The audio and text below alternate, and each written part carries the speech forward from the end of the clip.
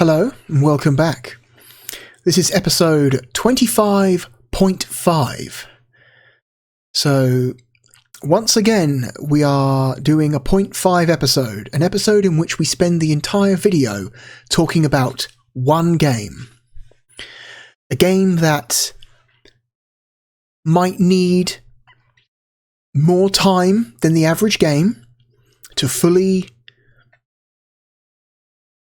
grasp the mechanics and the ideas. A game that needs a little bit of extra time to marinate in our minds before we make a final decision and put it on the list. This time, our special one-game episode is about a classic little beat-em-up from Treasure called Guardian Heroes. Guardian Heroes is one of those games you hear people who are way into the Sega Saturn talk about a lot. It's up there with Panzer Dragoon 2, like Radiant Silver Gun, Panzer Dragoon Saga, Nights into Dreams. It's one of those. It's one of those games that is considered an all-time Sega Saturn classic. And we're going to see today if it deserves that reputation. So let me get rid of the list. Let me bring up the Mage Well capture. And let's go.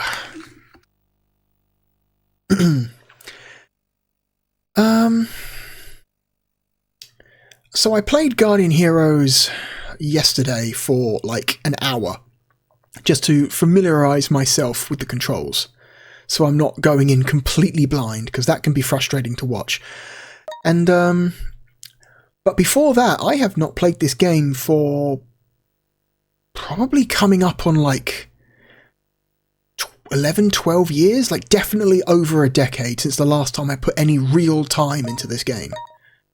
What do we save to? System memory or cartridge? Let's go with system. And this game, for its time, has some really neat ideas. Let me just let this intro video play.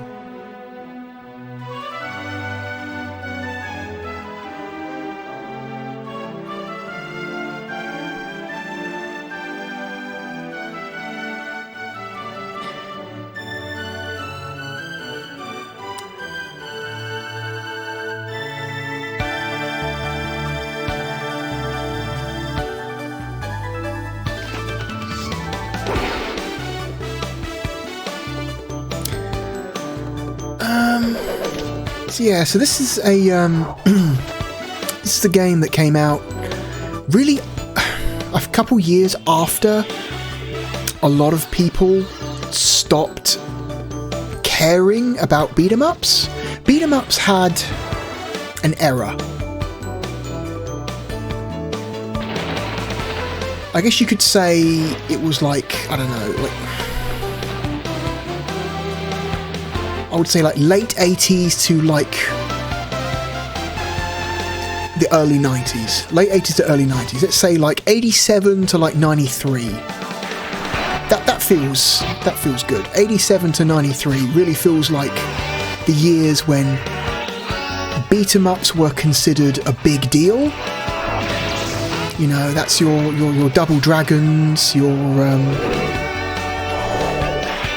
Streets of Rage, your Final Fight, you know, your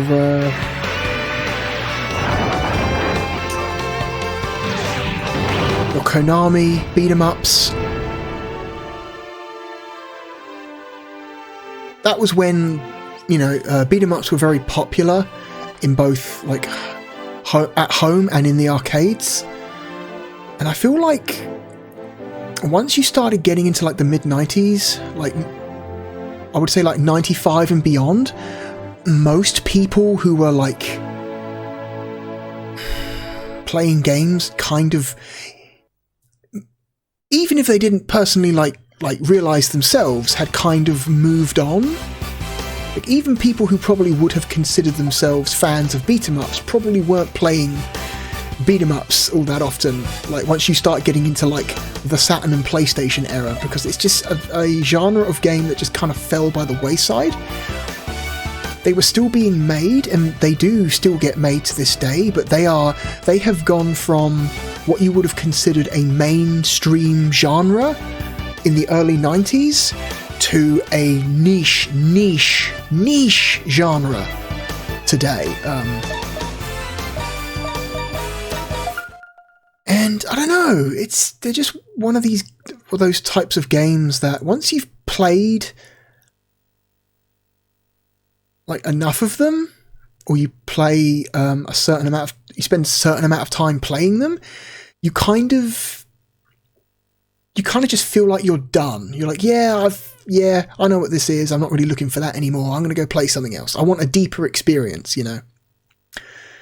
Games like, I don't know, like, you know, people started looking for deeper gameplay experiences once you start getting into like deeper into the 90s, stuff like RPGs and story games and games with deeper mechanics than punch guys and walk to the right. And so you start seeing beat-em-ups start experimenting more. And Guardian Heroes is one of those experimental beat-em-ups where developers are trying to figure out ways to give games in this genre like legs again, you know.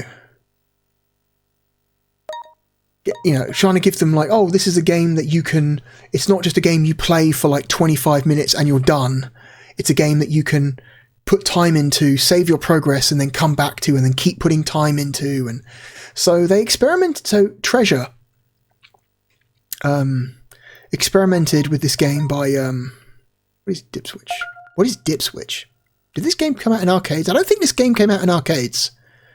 At least I don't think this game was an arcade game. I'm pretty sure this was a console exclusive. Anyway, Treasure experimented by giving...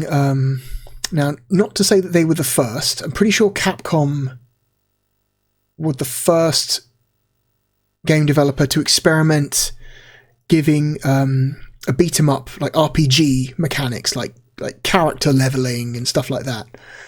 That was it the Dungeons and Dragons games? Was it Capcom who made those? A game developer made a one or two Dungeons and Dragons themed beat 'em ups, and you could, throughout as the game went on, you could level up your character to make them stronger in different ways. I think that came first, but Guardian Heroes is very much kind of like that. But I want to say the leveling in those Dungeons and Dragons games were quite limited.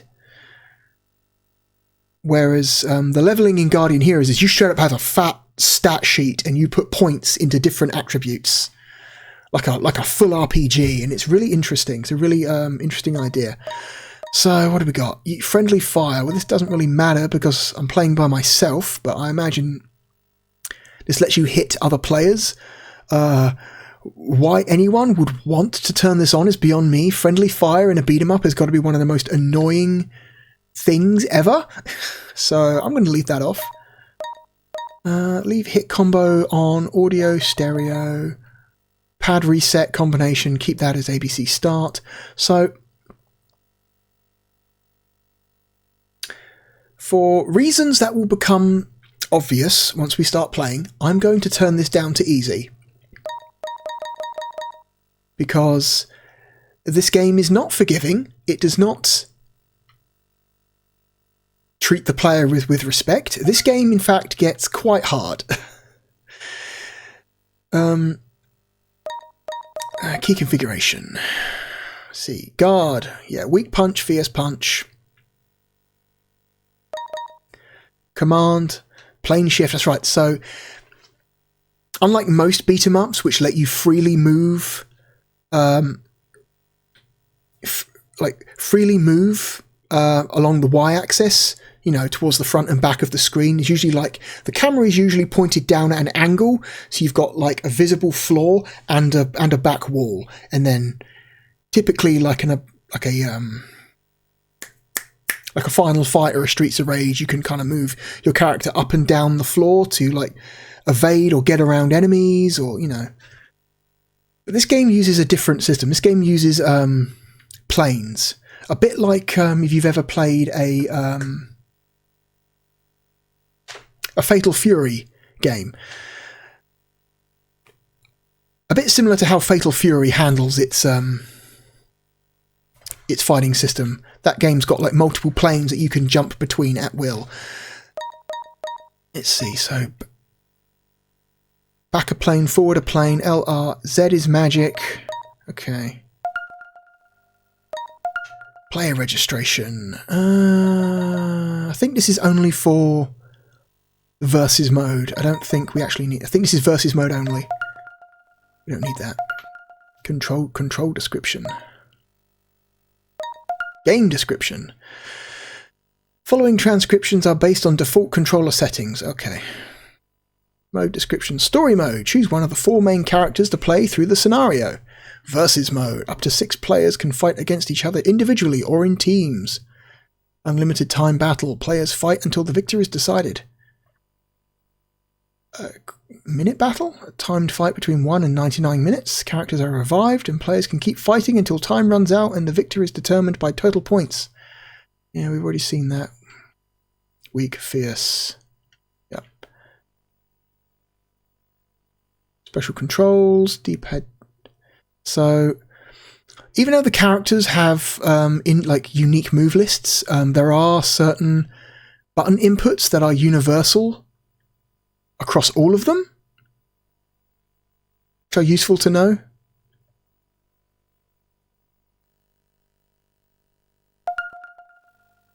Okay. Okay, yeah. So this game has... so the main mode in this game is the story mode. But the real reason people love this game is the versus mode.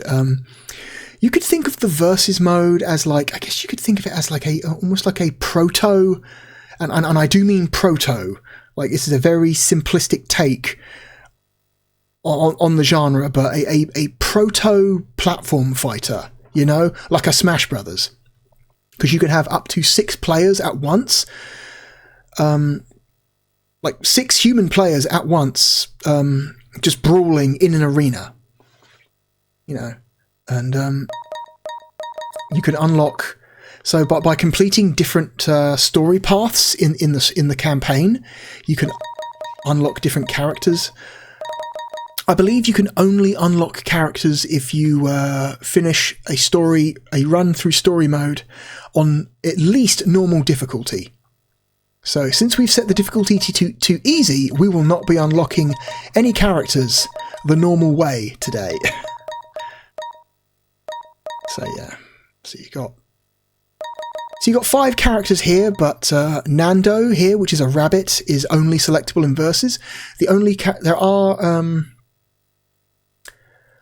think there are only 5 characters that you can use in story mode, which is Han, Randy, Ginjiru, and Nicole, and a secret 5th unlockable character for story mode, but those are not currently available. Yeah, but Nando here is just versus only. So you got a little bio here, and you get a little bit more of a detailed move list for him.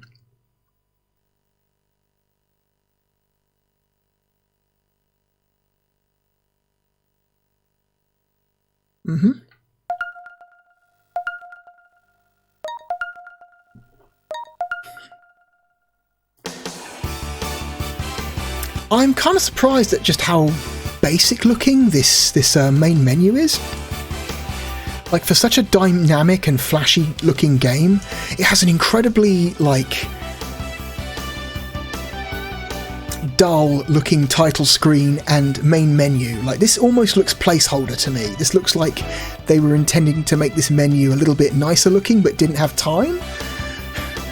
If they ever said that, I would believe them, because this looks placeholder.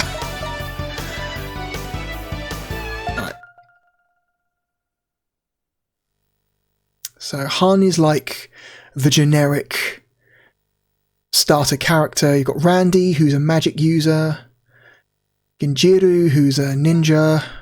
Nicole, who's also a magic user, but her moves are more based on healing. So she's actually really only viable, I think, really viable if you're playing a 2-player game with another person. You would not want to play through story mode by yourself with her, unless like you're really fucking good and you get... I'm sure there are people who are good enough at this game that they can play through all of single player with just Nicole. Because some people... There's always at least some people out there who are just lunatics at any game. Every game has at least a few lunatics who are ridiculous. Let's just go with Han for now, because he's like the default swordsman.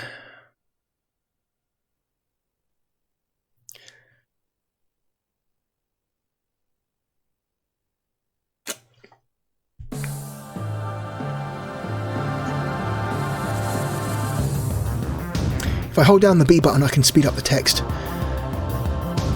Never thought we'd find such a great sword by ourselves. I wonder if anyone else is looking for it. It is an old sword. What will you do if it breaks? A great sword doesn't break easily.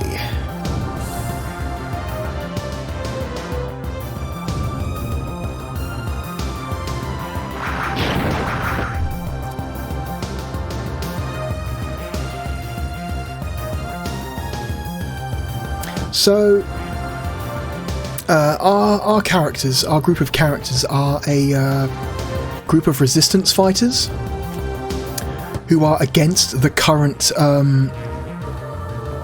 government of this country that we are in.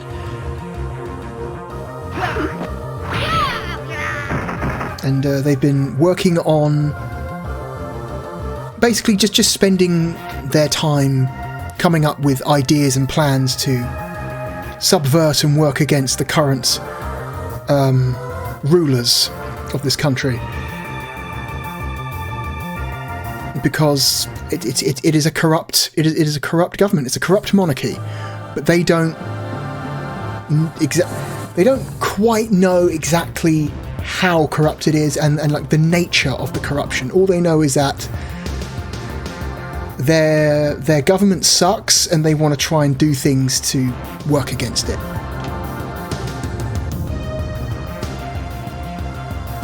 It's getting weird.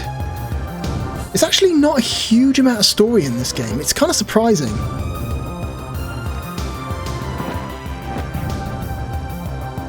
Okay, so we can kind of stay here and just beat up guys to earn experience points. Oh, cool. Thanks.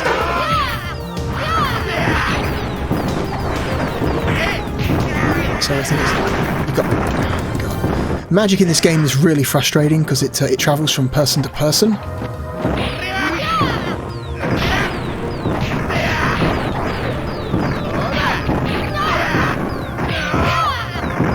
So you've got to be careful if you're using magic or someone is using magic close to you.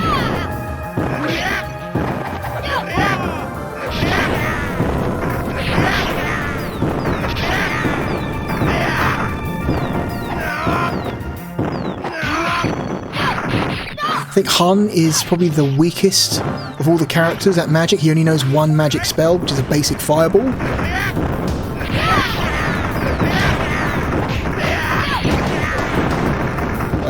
I think we're done here. We're just going to escape now. I think the guards can just... The guards will just continue to spawn over and over and over again in this room until you decide to leave, so... It's like an interesting way to like do some early like level grinding, but it is entirely optional. You do not have to stay in this room at all. You don't get anything. There's no like hidden story path if you stay in this room long enough and kill enough guards. At least I don't think so. Pretty sure there isn't. At some point you will have to leave the room.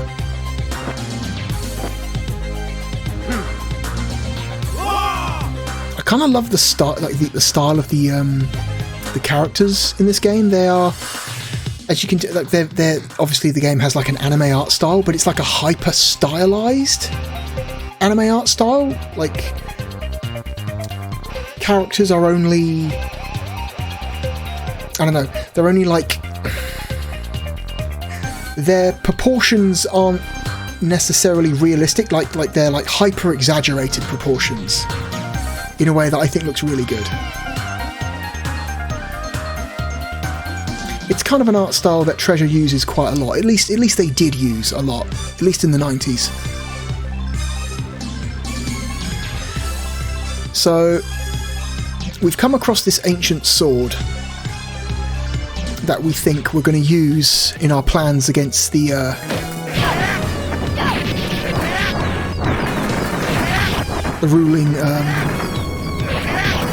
ruling class in this country, but we don't actually know exactly what the sword is, and all we know is that for some reason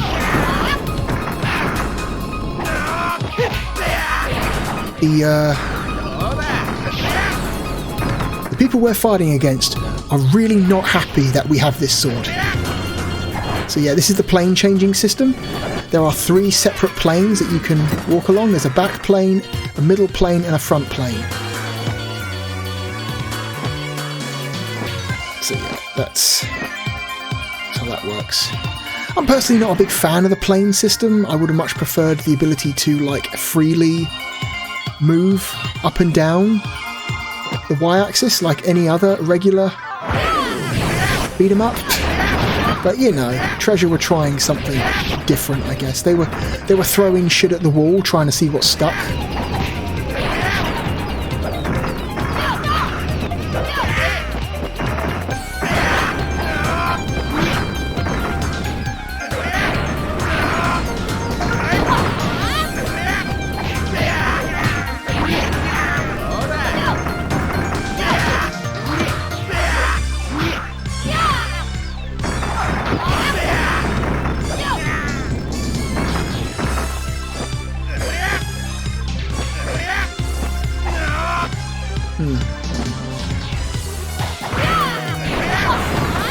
So we just got to keep fighting our way through these hordes of guys until eventually they will run out.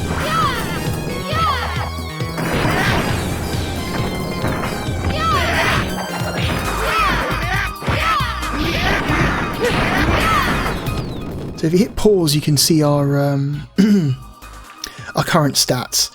So you can see we've got a level, we've got HP, MP, strength, intelligence, agility, vitality, mental, and luck. We've got our total experience and how much experience we need to earn until our next level. So your stats don't improve automatically. Instead, what you do, you accrue levels throughout a level, and then once at the end of a level, each level that you've gained gives you a point, and you can spend those points on your stats manually, and you can choose specifically which stats you get to put those points into. I think that's a really interesting idea.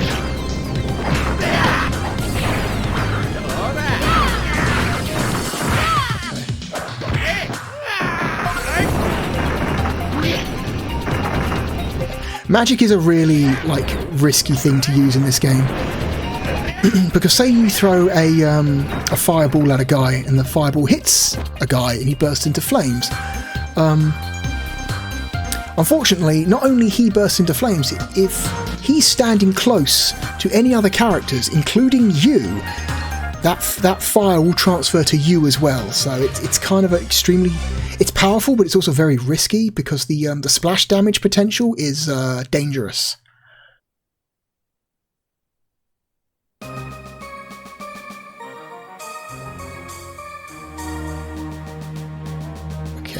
Introduced to a new character, Valgar.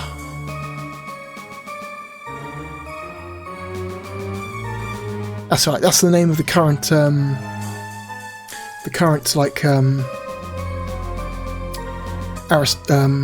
royal line that's in charge of the country. They call themselves the Khans.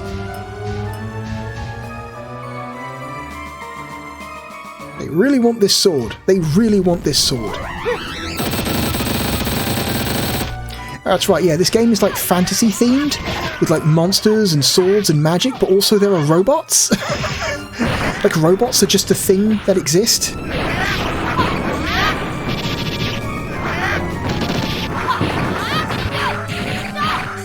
I think this is a boss fight that is really trying to like teach you how to use the plane system, because just charging this guy from the front is not really effective. As soon as you finish a combo, you want to change the plane, otherwise he'll just shoot you.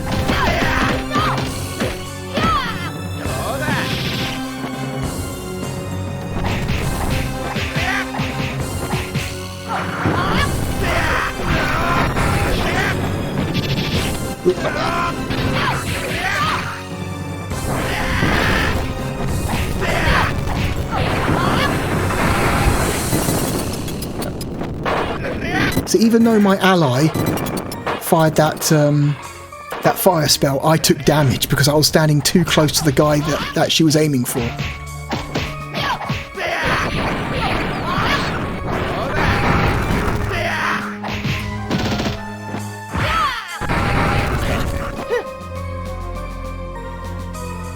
So once we do enough damage to this guy, eventually the fight enters a second phase.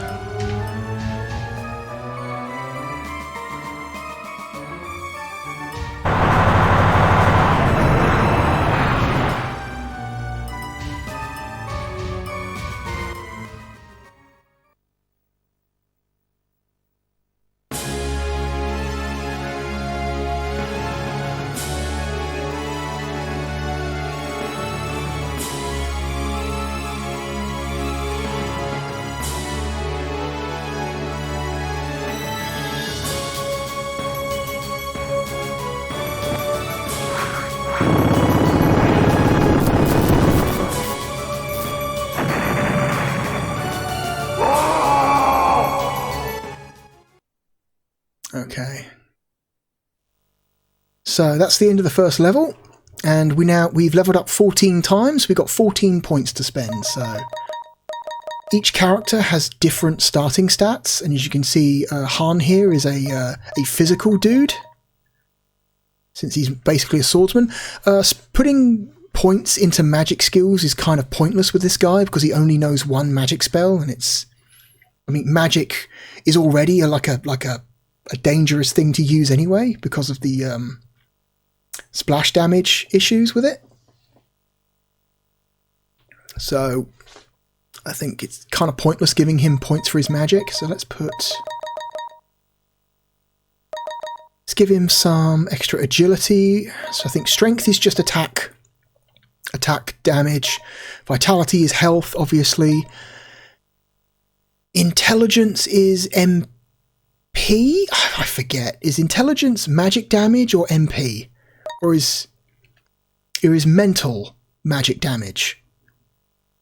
Okay, I think intelligence might be magic damage and mental might be the amount of MP you have. Agility is movement speed, and luck. I forget what luck does. I think luck...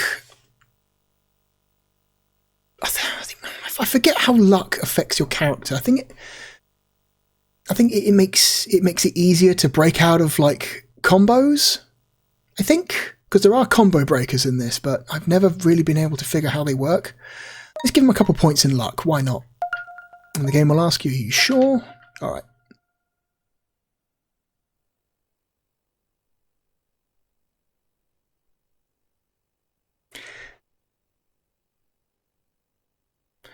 So now we're introduced to the other big mechanic in this game, which is this golden undead warrior.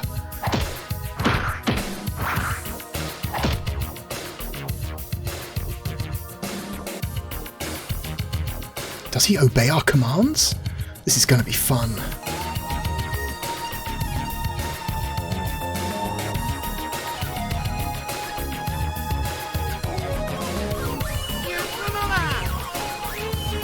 Where do they get that big golden freak? What are you waiting for? Attack! Do not disgrace me!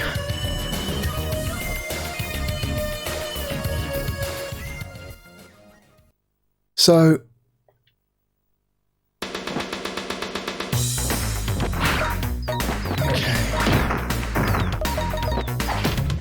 Alright, so the Golden Warrior, he is the undead Golden Warrior. It will be revealed later, but he's actually he is the undead zombie of a hero who used to protect the kingdom decades ago, but he died. But you found his sword, and he's got a magic sword, and it's never explained why, but the magic sword gets struck by lightning, and that basically raises him from the dead. But he's not really. He hasn't really got his mind. He's just. He hasn't got free will. That's what I'm trying to say. He will follow the orders of whoever was holding his sword just before he was resurrected. So, and you can give him orders. So if I hit I think it's the X button, you can see this. Also, this music is incredible. If you hit the X button, you see this thought bubble, and you can cycle through them. So you can choose either, I think that's attack, defend. No, wait, no, that's defend, that's attack.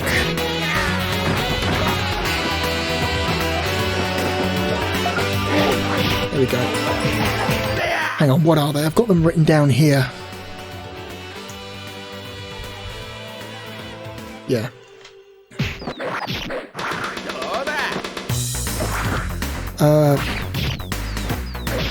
Attack. Follow. God damn it. Berserk and hold, which basically hold just makes him like stop doing anything.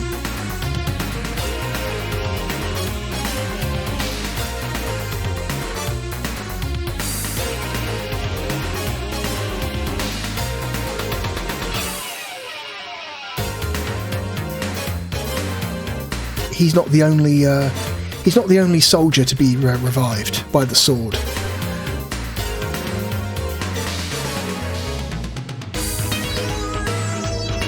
Why was the body of a knight resting here?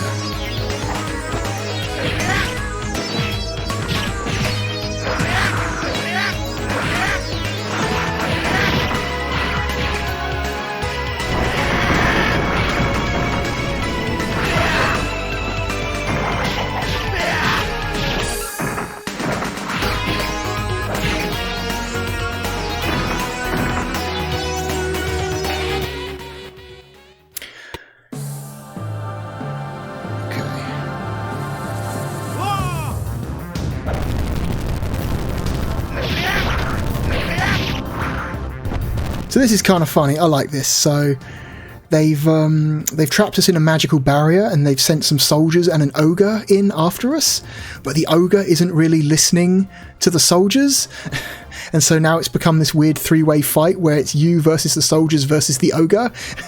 And a lot of the soldiers, they are terrified of the ogre, and they just want out of the magical barrier. They're just banging on it like, please let us out, this thing's gone berserk.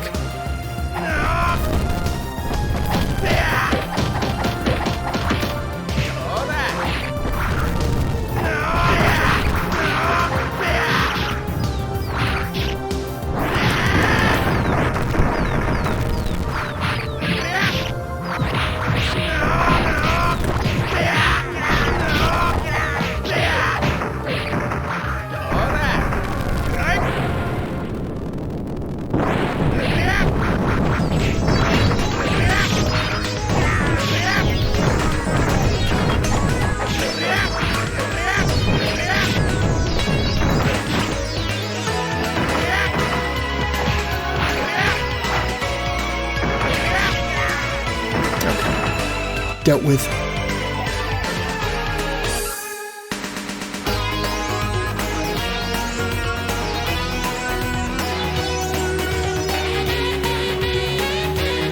Who thought this song was like a good choice for a beat 'em up? It's kind of ridiculous, but you know what? I'm kind of glad it's in here.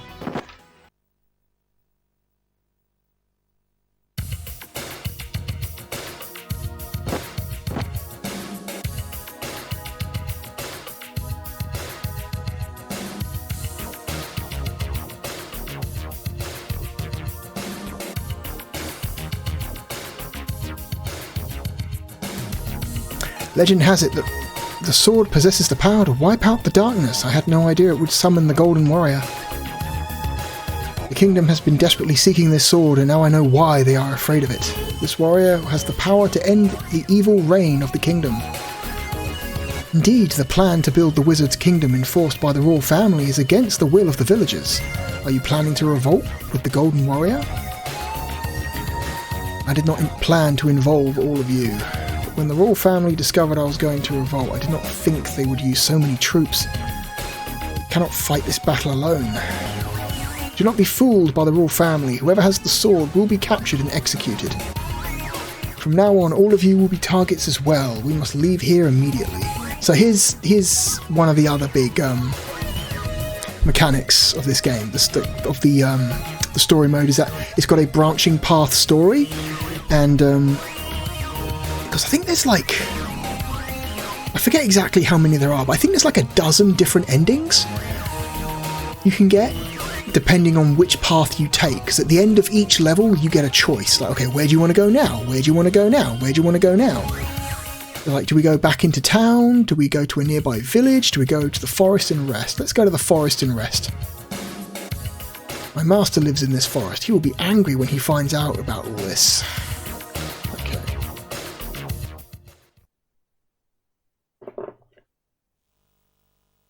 We only leveled up once during that section, so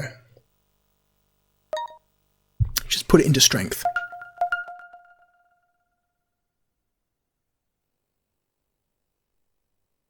This game is really, like, I love its style, and I love how, like, chaotic the fighting can get. But sometimes you end up in situations where the sheer number of enemies on screen create problems, where you get enemies on both sides of you, and they just juggle you constantly. And the opportunities to get out of the of getting juggled are not really, are few and far between. You can end up in situations where you get multiple guys on both sides of you, and they will just juggle you for like tens of seconds, and they can take like half your health off before you finally break out of it. It can get quite annoying.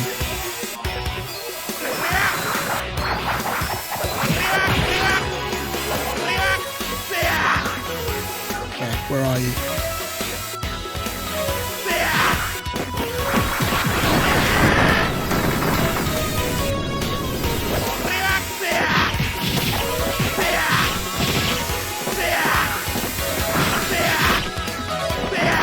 Like the last time when I played an hour of this yesterday, I went to the village outside of town instead of the forest, and the fight that takes place in the village is ridiculous. It's so incredibly easy to get trapped in a corner and just continuously hit and juggled over and over and over and over again in a way that is just kind of not fun.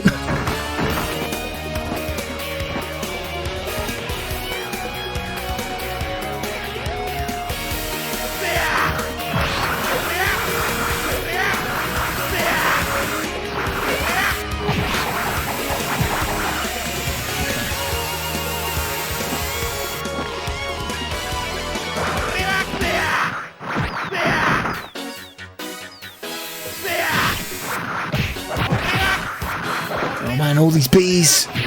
Too many bees.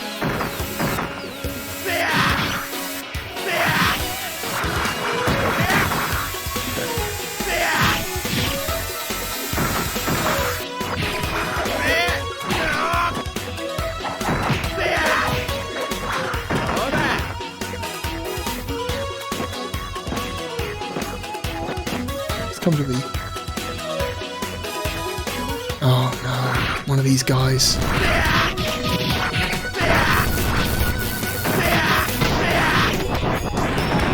Oh yeah. There are robot enemies in this game that when you kill them, they will blow up and deal heavy damage to anyone standing close to them, so you got to watch out for that.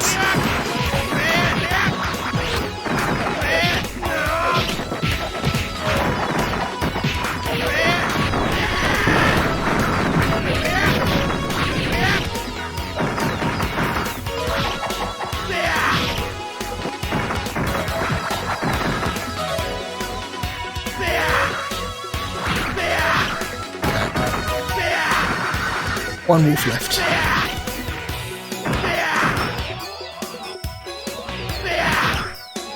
Okay. Oh, no, not quite.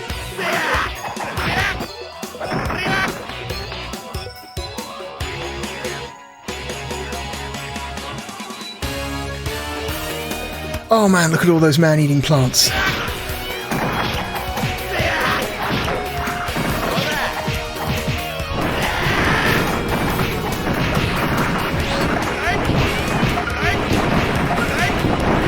She's fireballs on them.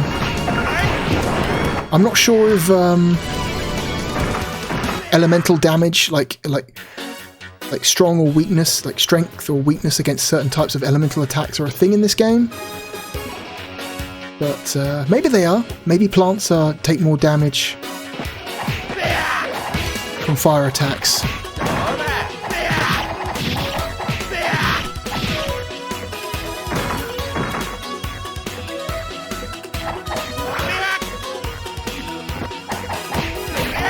Another guy back here.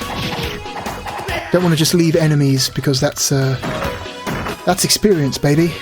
Don't want to just leave the experience.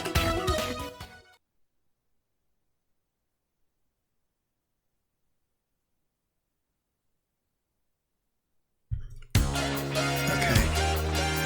Oof. Some of these tree sprites are real rough looking. Oh, we got a big leaf monster.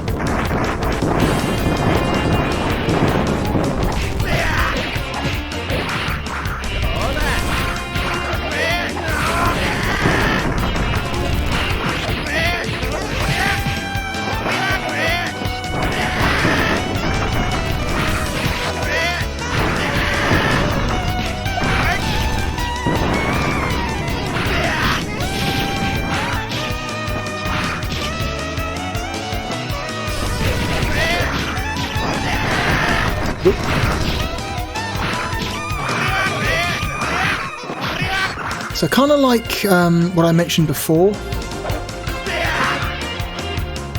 when enemies can get like around you and... What is that? Is that a Pikachu? Looks a bit like a Pikachu. Enemies can like surround you on both sides and juggle you. You can also do that to the enemies, which can be quite effective. What is he? He looks just like Nando. Oh, they're talking about the Pikachu thing. Are you Randy's friend? That's right, the magic Randy. Can't believe our mage is called Randy. The magic Randy holds is something I gave him. He was so eager to learn. But please accept my apology. These times are dangerous, so I use bodyguards.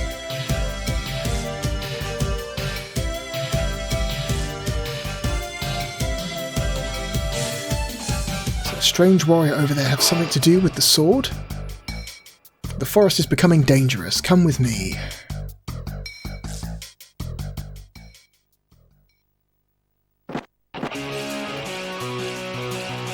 Okay, is this doofus again?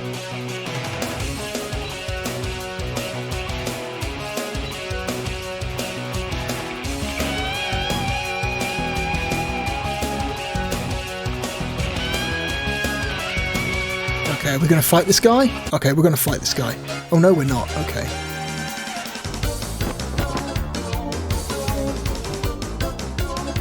Okay, who the hell are you?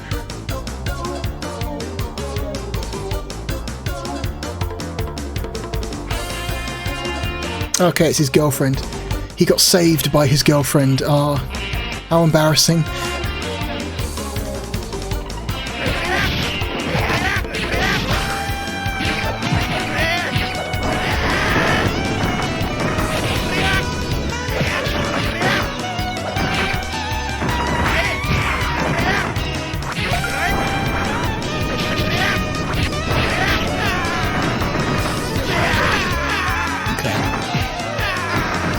They weren't that hard.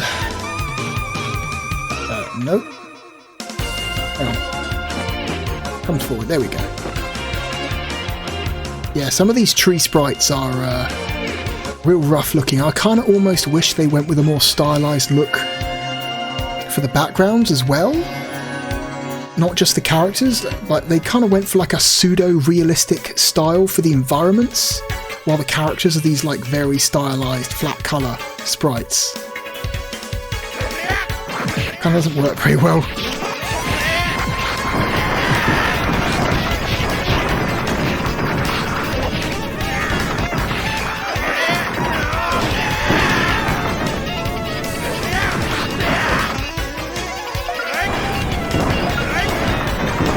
Hit that guy off screen with a fireball.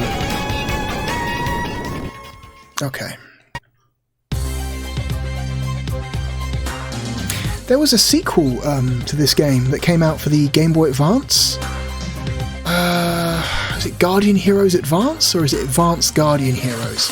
I think that title changes depending on what region it came out in. I think some regions it's just Guardian Heroes Advance, and some regions it's Advanced Guardian Heroes or something.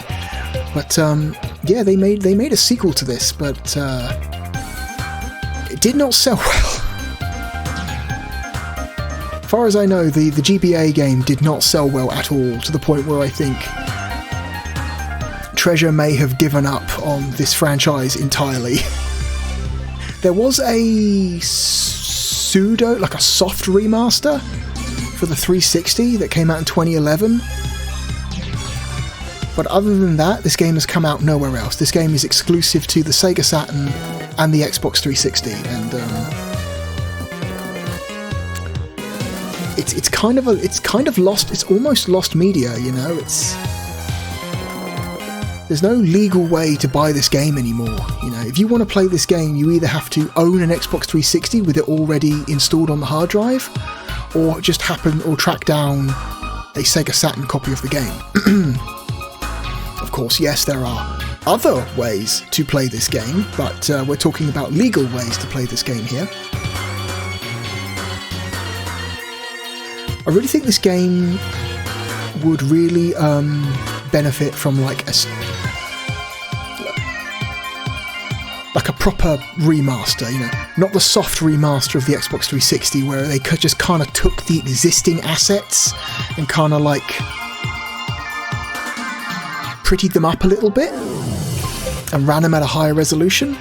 I think this game would really benefit from like a full remaster where they keep the base game, but they redraw the sprites at a higher resolution, they make the background sprites look nicer, you know, but keep everything else the same. And then, you know, give it like online play.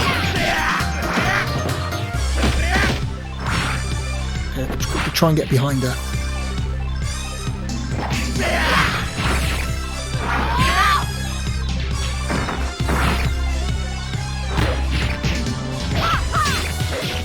Oh, she's annoying.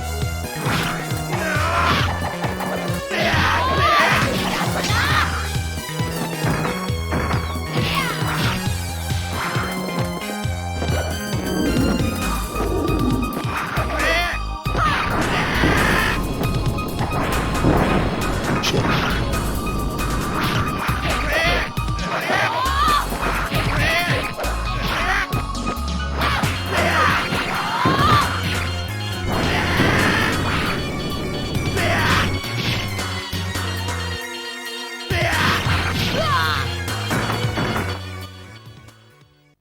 Okay, dealt with.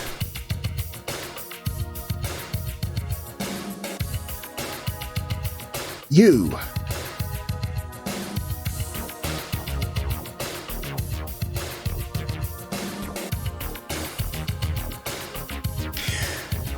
There may have been a way to spare her life, but because there was that she was kind of just standing there not attacking, and her health bar had disappeared, so I think there was an opportunity there to spare her, but I think we just may have killed her.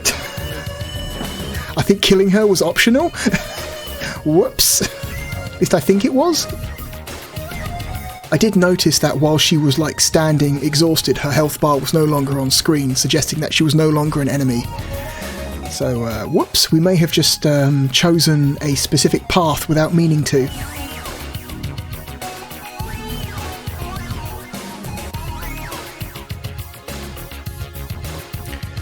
we have the sword and 300 pounds of undead fury.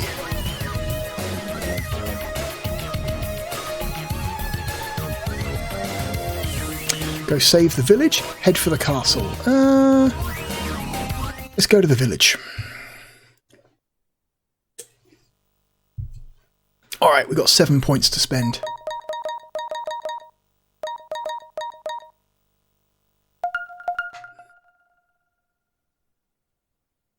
Strength, vitality, agility and luck.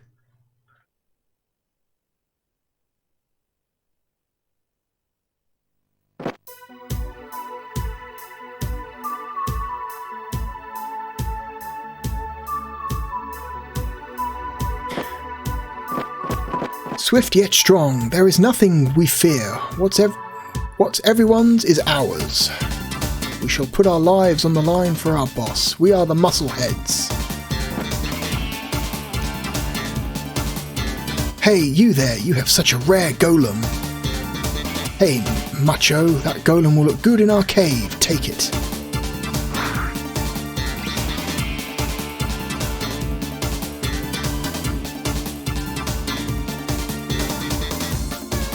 Alright, so now we're dealing with these chuckle fucks.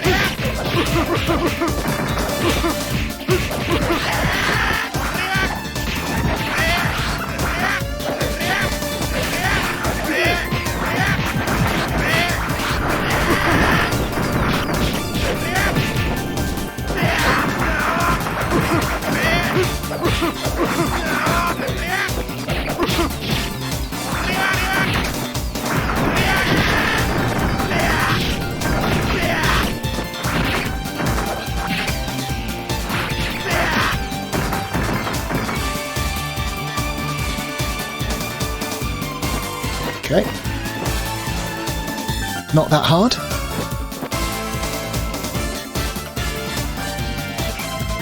And now we deal with this guy.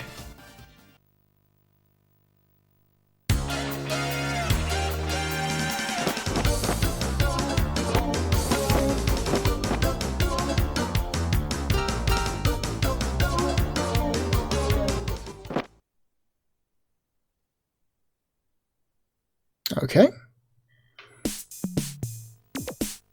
Oh, it's this guy again.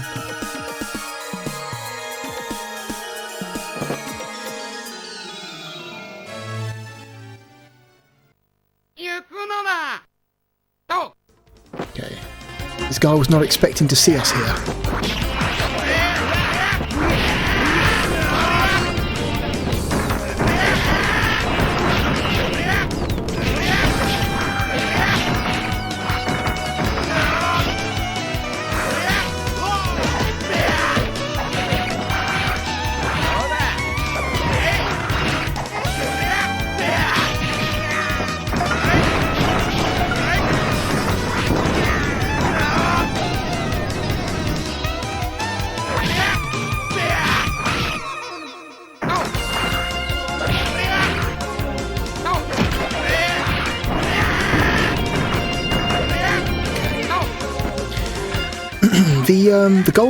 The undead golden warrior is always computer controlled, even when you play this game 2-player.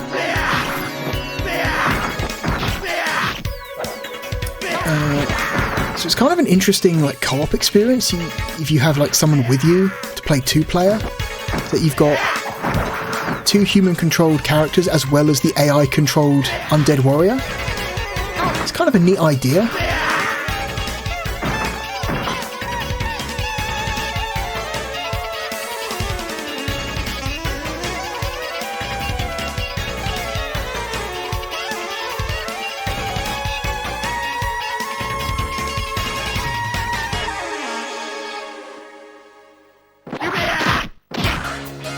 Now we're fighting this chuckle fuck.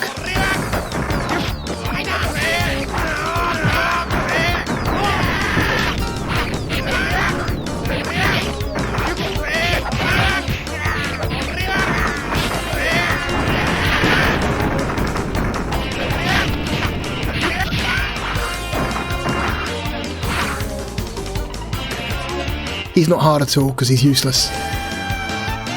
Are you insane? What were you thinking fighting against Cannon and the Khans? this woman again. The royal family are imposters who replace the real Khans in an attempt to seize power.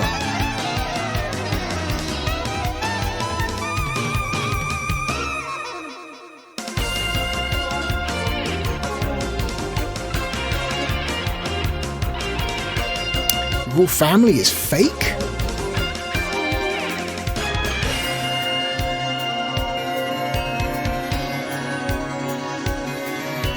Oh, that's interesting. Okay, because in the previous path I took yesterday, this guy stayed a dick. He didn't, like... Okay, he's still a dick now.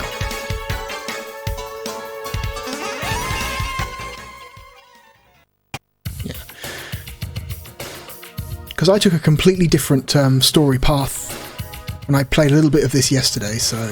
It's interesting to see just how much changes depending on which choices you make. The royal family has devised some terrible plan. Their desire for a wizard's kingdom is only a part of it. They are destroying the kingdom for their own sake. I will not allow that to happen.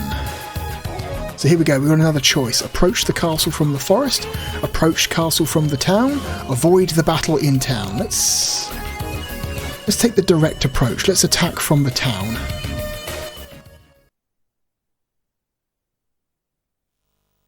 Got 2 points. Strength and vitality. It's all that matters. Strength and vitality. Town of Traitors.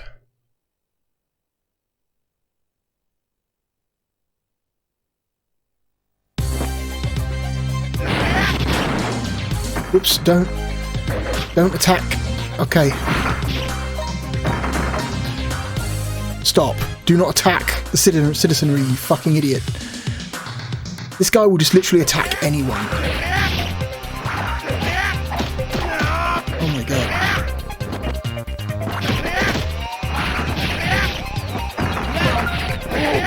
We've got white knights and black knights.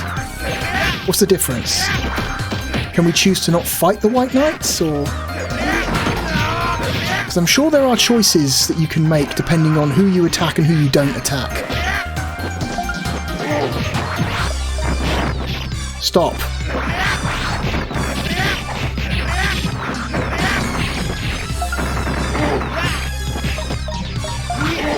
Okay, stop. Just stop doing things in general. Just stop.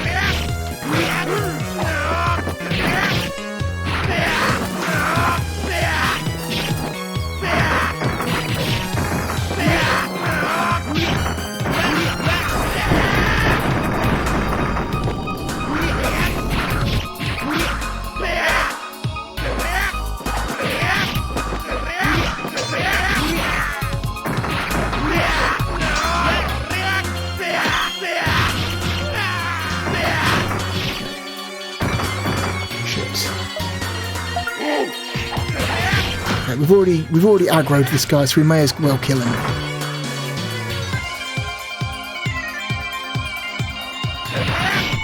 Okay, these guys are safe to attack. Oh god, there's civilians walking around, and our golden warrior will attack literally anything that moves if we let him.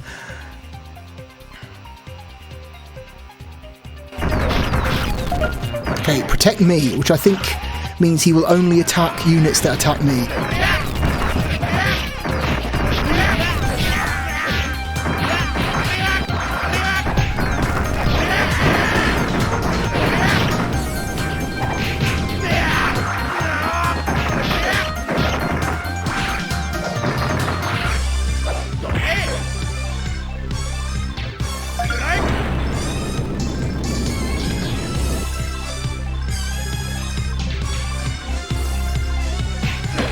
More of these black knights.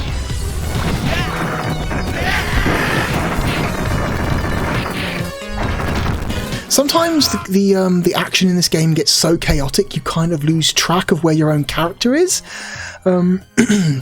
which is a problem. There's just so much shit happening on screen, you can't see your own dude.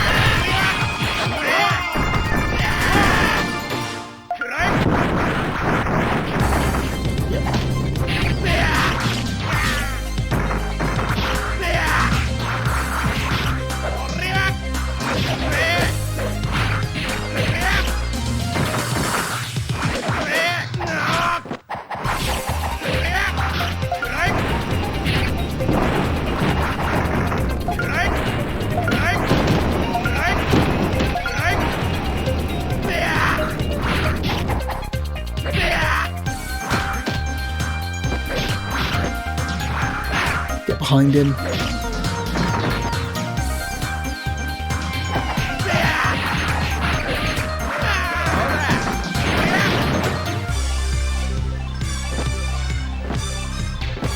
Okay.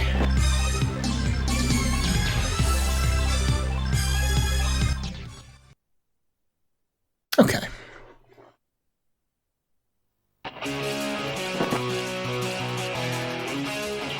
Can't let you go any further. You're destroying the kingdom. I can't let you go. I can't let this go on any longer. Who brought the destruction? Do you think people are happy in this wizard kingdom? Shut your big mouth. Oh, okay, now we are actually fighting this guy. So, the story path I took yesterday, this guy becomes your ally. He fights alongside you. So in this path that we've taken this time, he remains your enemy. It might be because we killed his girlfriend. I wonder if killing his girlfriend prevents him from becoming your ally later on. It would make sense.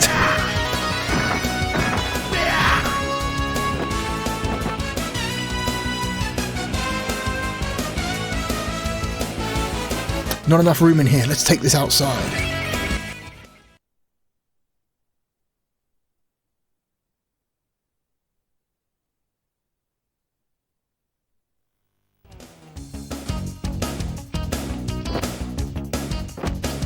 Alright, phase 2.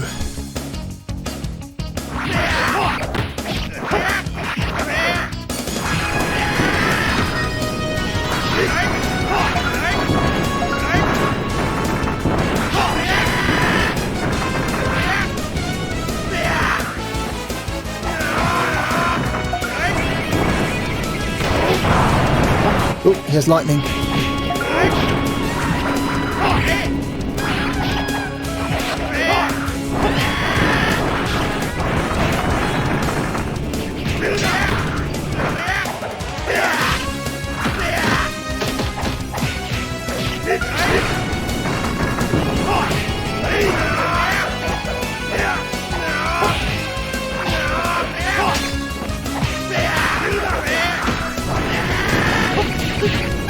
Oh, come on.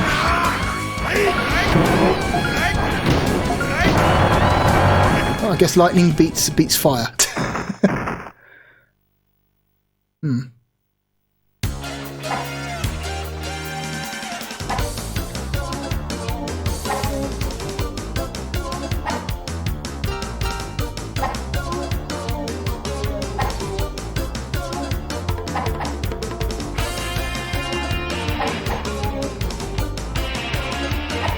You'd rather be dead than know the truth.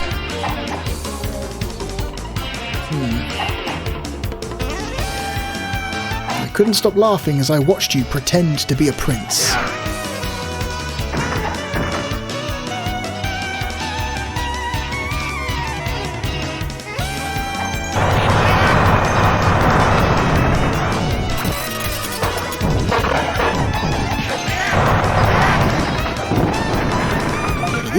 These guys are serious.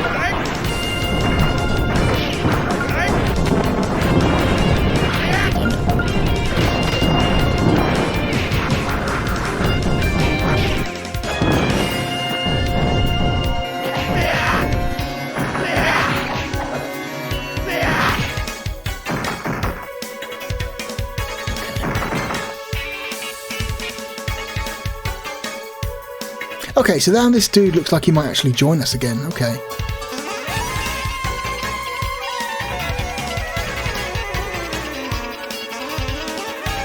Power is justice, and great justice calls for great power. For great justice.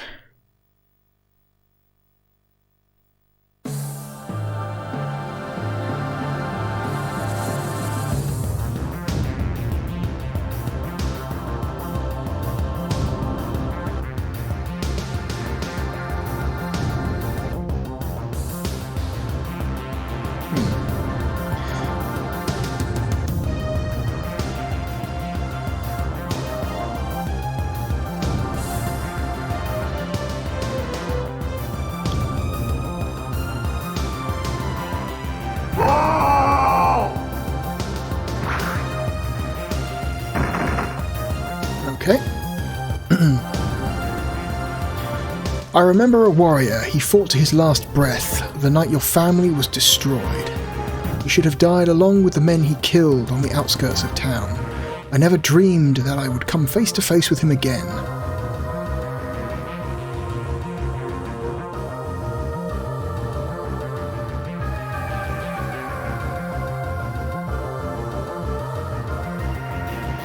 Now that my kingdom is that of the sword... Now my kingdom is that of the sword. Destroy us now, the sword will return and avenge us. As a precaution, I ordered my warriors to gather every scrap of steel and iron. Not one sword in the kingdom had such power.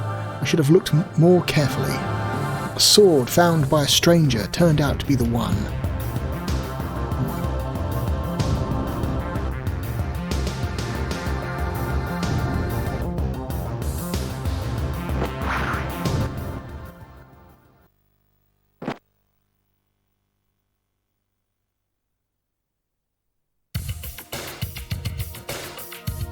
Okay, now we're in a black void. Oh, is it story time? It might be story time. In ancient times, humans merely existed. Proud sky spirits ruled the sky and earth spirits ruled the earth. These mighty beings fought each other. Humans were caught in the middle and cowered in fear. Then I like these animations in the middle. Then the sky spirits gave us magic, a power beyond the imagination of most humans.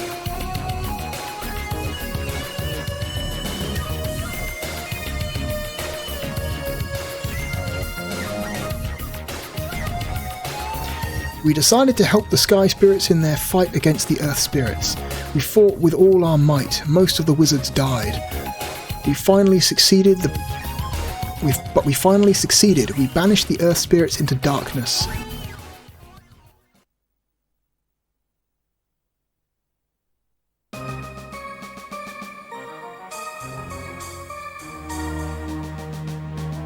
But the sky spirits were unhappy.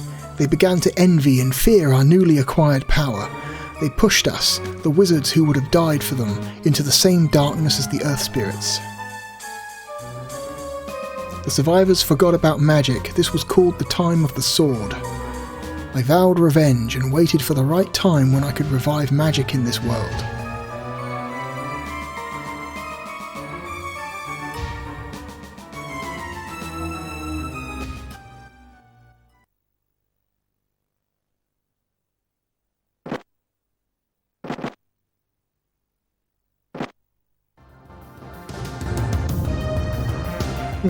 Okay. I used spells to hold down the earth spirits and crawled from the darkness. The Khans would not trust my magic, so I destroyed them. I replaced them with a wizard kingdom where I hid and waited. You destroyed the Khans for your own evil purposes. You chose to live by the sword like a fool.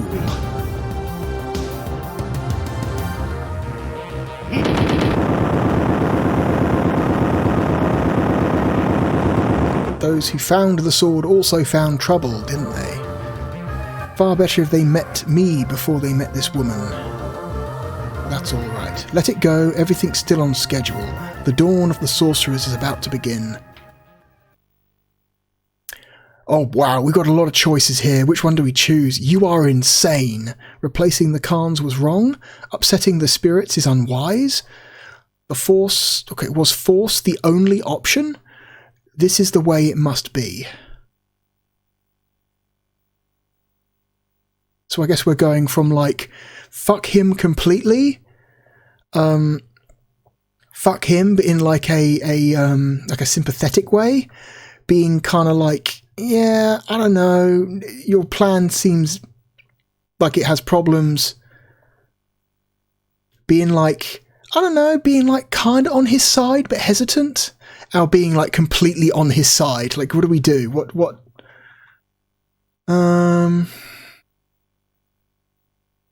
So last time I think you get this option in multiple paths, because I got this same selection the last time I played this yesterday, and the one I chose last was Force the only option.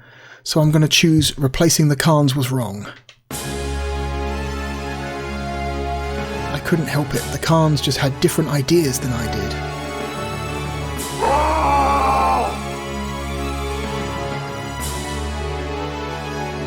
I can break my spells. What power!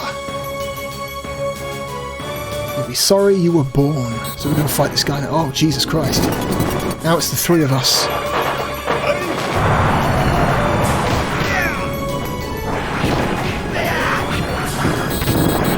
Oh, this guy just has really powerful magic. Oh my god, and we're stun locked. And we died, but we can just continue. I have 99 continues because it's on easy.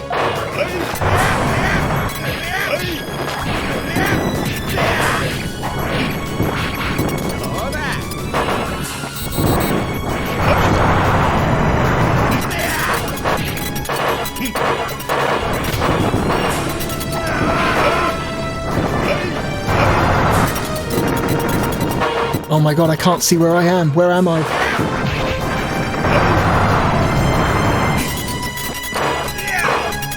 I'm frozen again.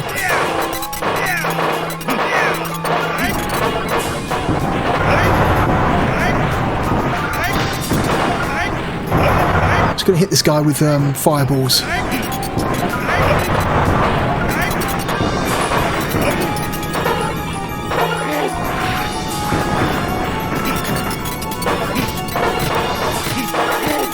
Attack.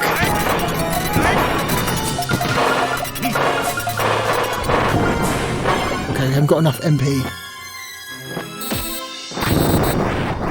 Shit.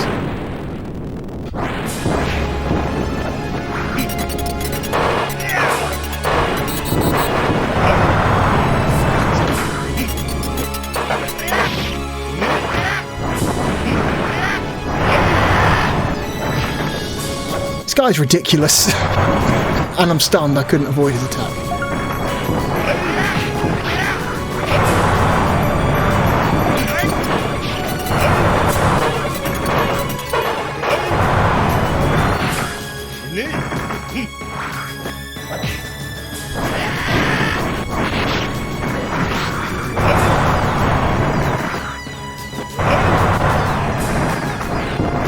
Yeah, this game doesn't have,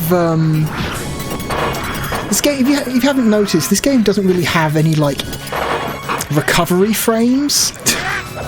You know how, like, most action games, if you take, like, significant damage, your character will blink for a second or two to stop you from,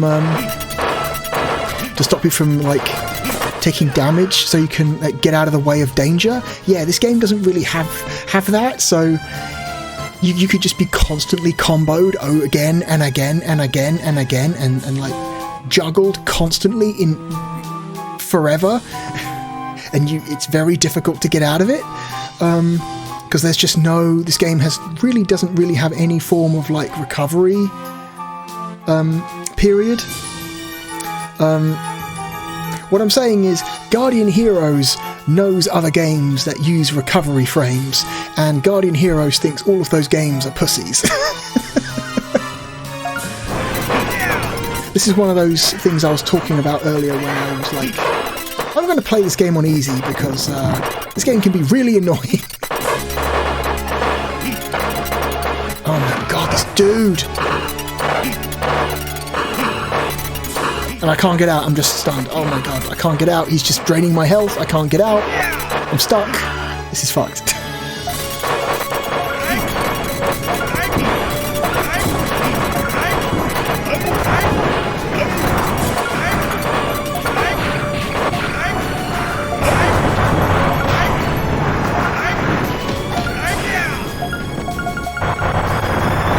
Fuck.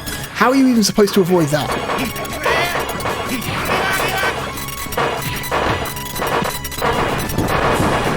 And you just spam spells forever. Cool. Okay, he's dead. Thank God your AI allies are invincible. Because that's fucked. That entire fight is fucked.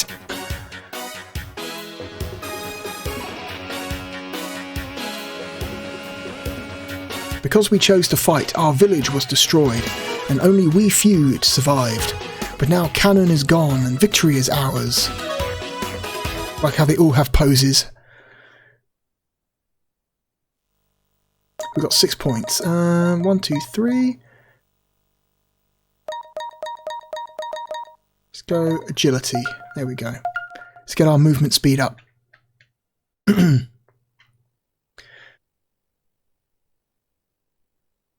Okay, a clan charges.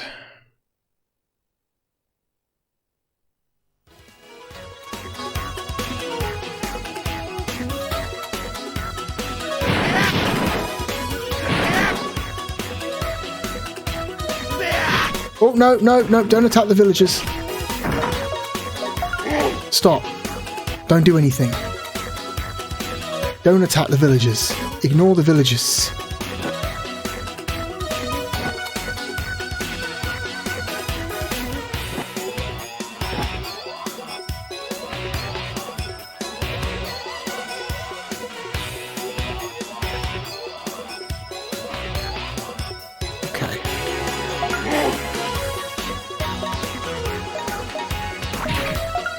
No! Okay, stop. Don't attack the villagers, you weirdos.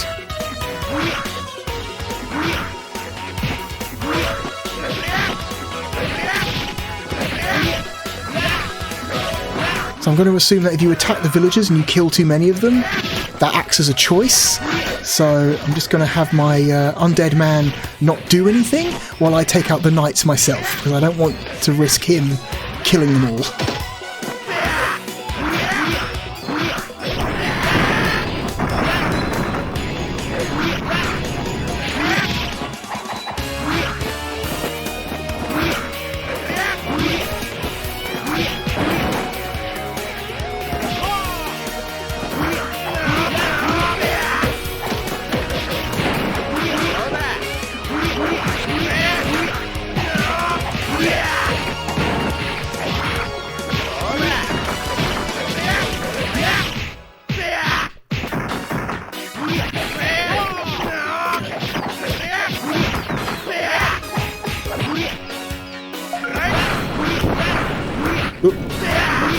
It's a bad idea to use magic at close range.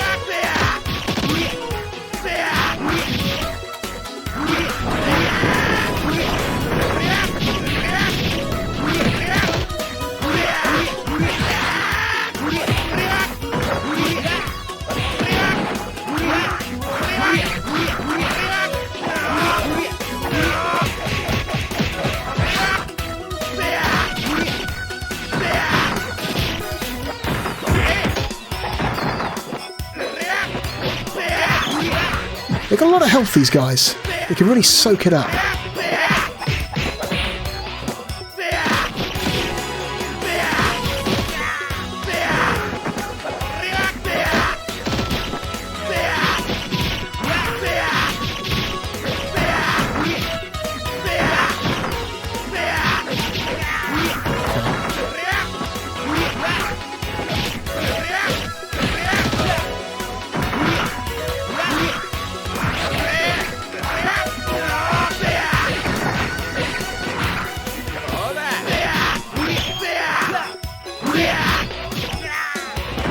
Okay, one guy left.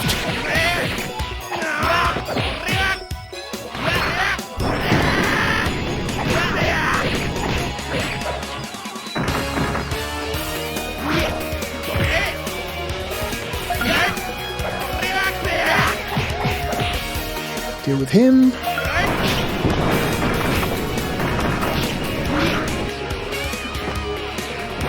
Come to the front. It's easier to see you if you come to the front.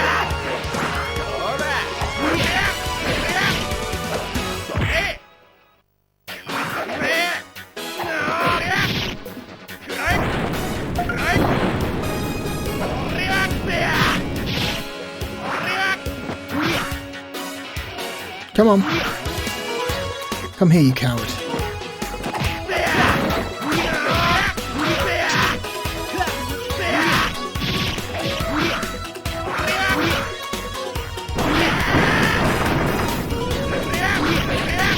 Okay, dealt with.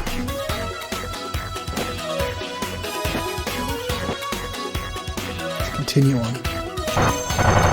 Oh, these motherfuckers. Okay.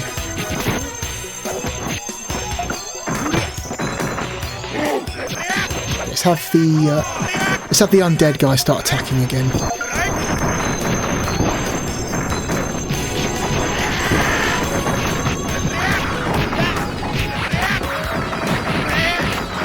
Sorry if I'm not talking much. This game is difficult to talk over because you have to spend a lot of time like concentrating on like your surroundings and where all the enemies are.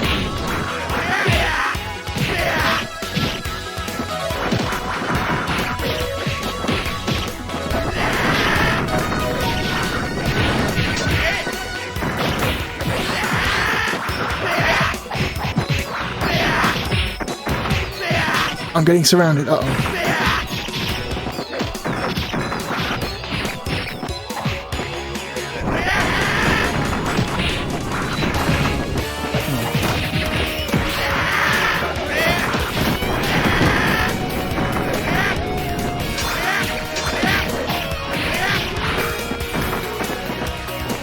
Guy's dead. Just these guys now. Those two guys are dead.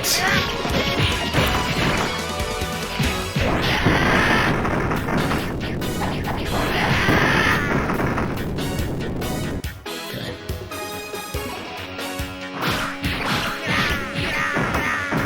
It's the green guys again. They kind of look a bit like Shovel Knight, except they're not wielding shovels. Attack and expose the schemes of the royal family. So here we go. Destroy the earth spirits, raid the castle, save the people.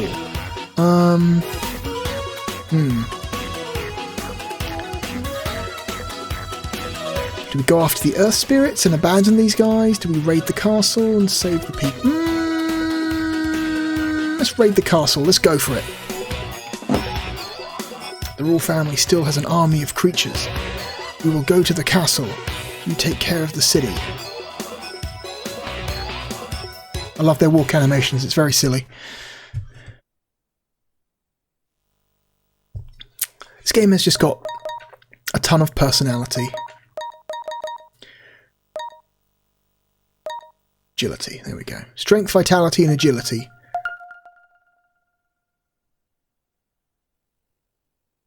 Stage 19, new beat.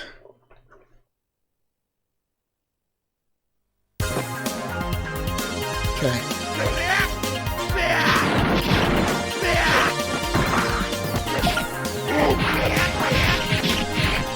Oh god.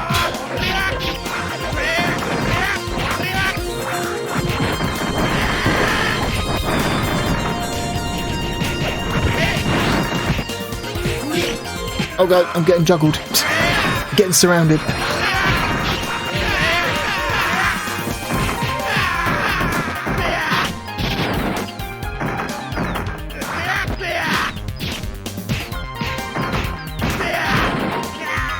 Dealt with, and there's this guy hiding back here.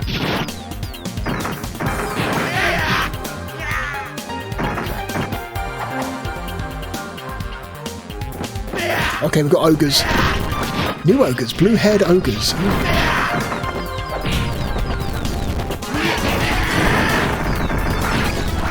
That was a big hit.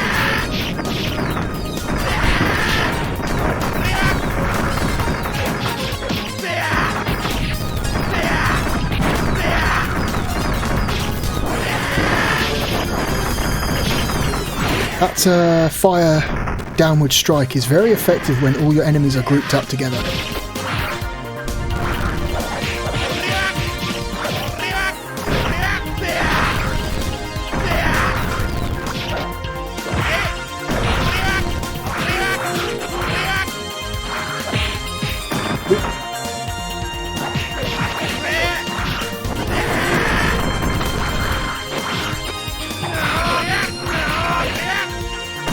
Okay, dealt with. That was more of them. Oh my god, it's an army of ogres.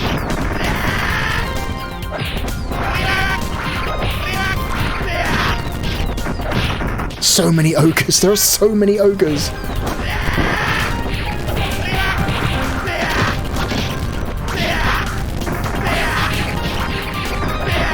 they're all grouped up, so it's a good opportunity to just...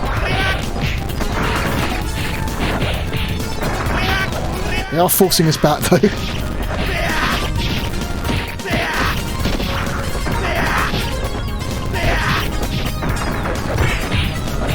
Uh-oh, uh-oh, uh-oh, uh-oh, uh-oh!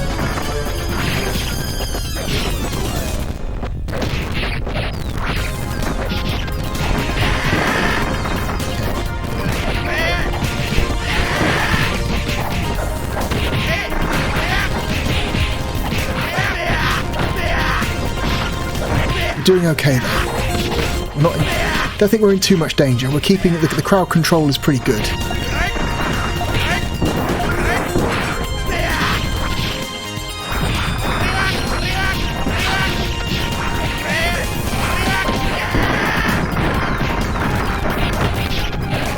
Okay, 1 down, 2 down, 3 down.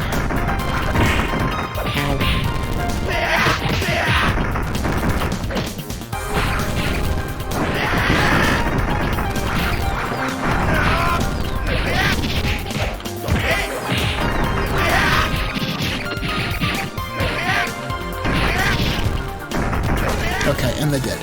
Alright. What's inside the castle? Let's have a look. I've never done this story path before, so this is all new to me.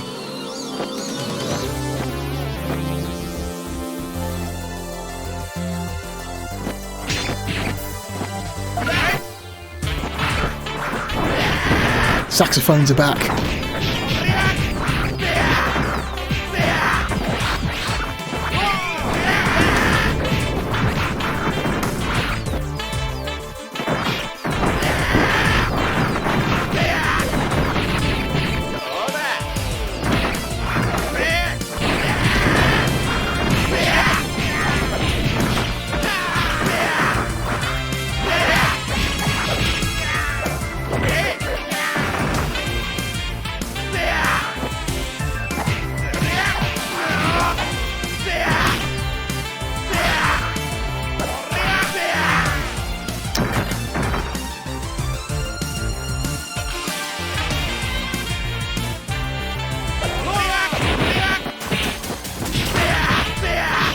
Right, we've got another mage, by the looks of it.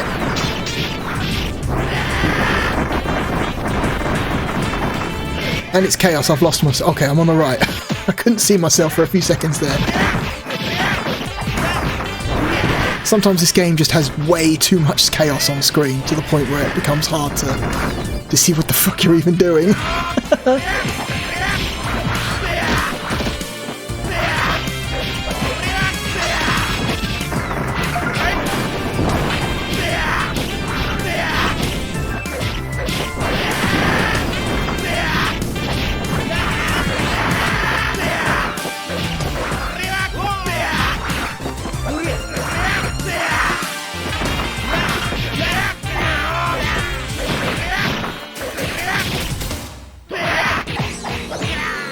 Okay, 1 left.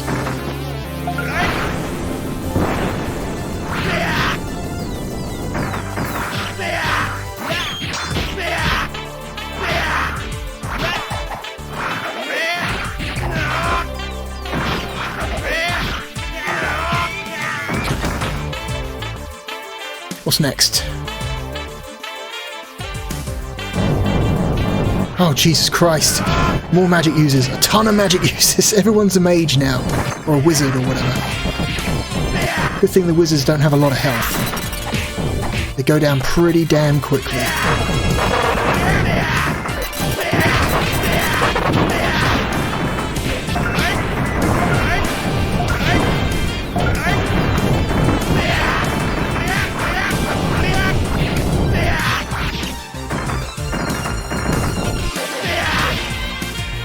Okay.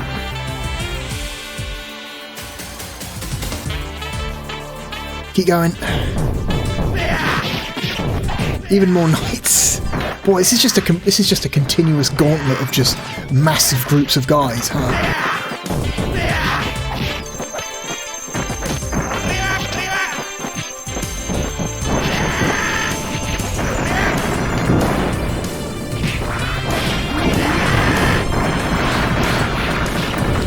Okay.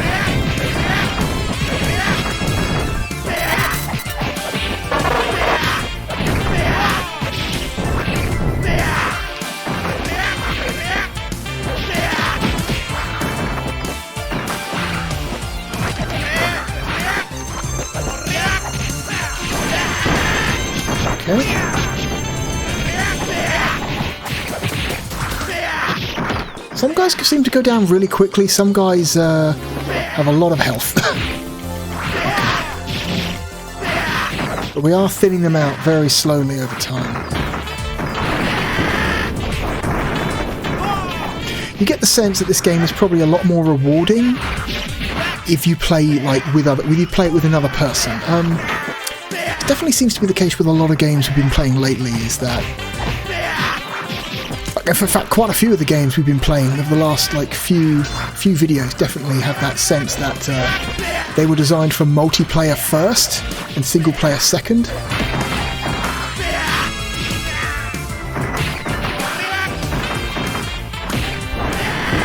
Guardian Heroes definitely has that vibe.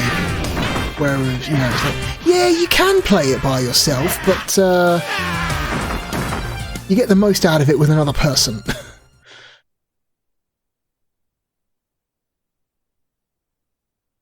Or even 5 other persons if you want to play versus.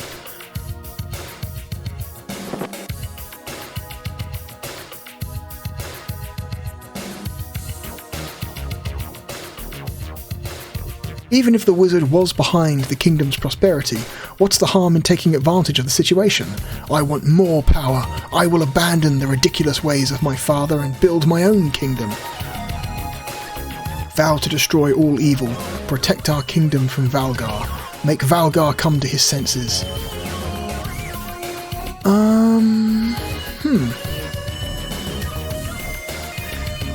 I mean,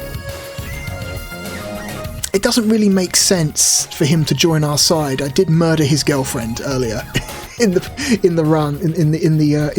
path we took, so it wouldn't really make sense for him to join our side. I don't know. Let's vow to destroy all evil.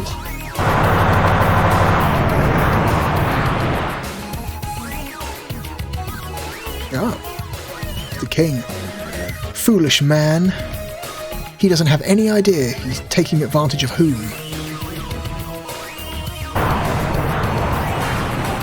Okay. Oh, hello. The king was a wizard?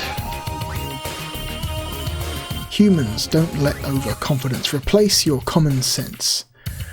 There is no room for you in the inevitable battle between the sky spirits and the earth spirits. We will be forced to kill you without mercy if you get in our way. Alright, so this woman who appears to have wings is apparently an earth spirit. Alright, 7 points. 1, 2, 3, 4. One more into luck. It can't hurt.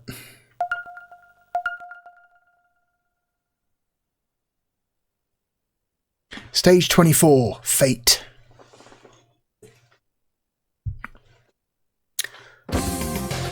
Okay, now we're underground.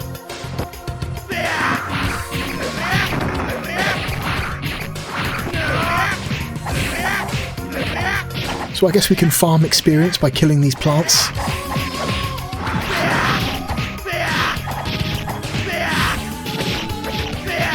We can do that, I guess.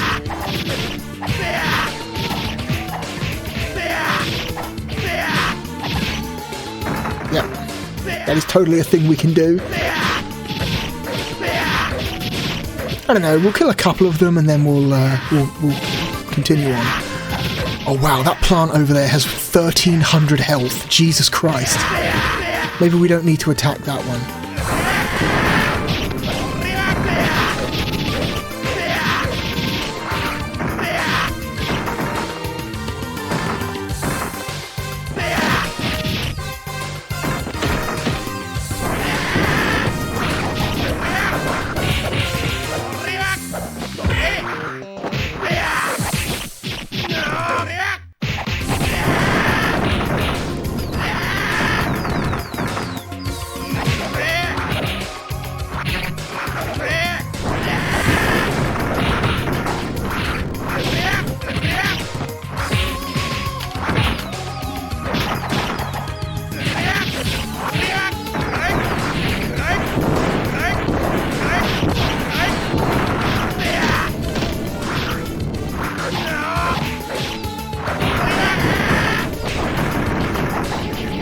Okay. Oh, I'm pinned. Hang on.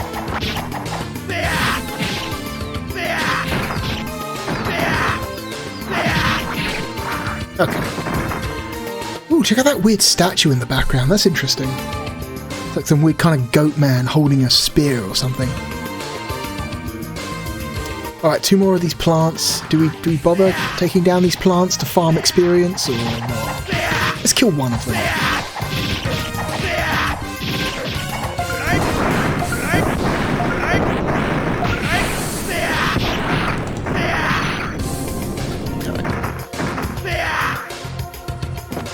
2 more of these goblins or orcs, whatever they are. They don't really tell you what they are. Oh, it's a big one. We've got a big one.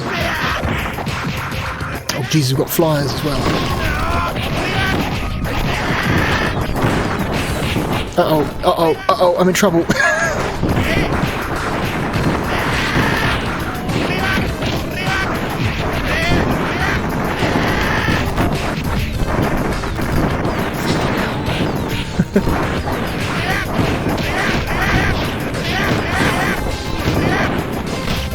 Where even am I? I'm in the middle of it all, I see. This is chaos. The fact that friendly fire was even an option in the game's options screen was insane to me. When you get like fights as chaotic as this, who the hell wants the added problem of having friendly fire turned on? What a... I can't imagine there must have been many people who played this game back in the day who thought that would have been a plus. Unless they were like, I don't know, masochists.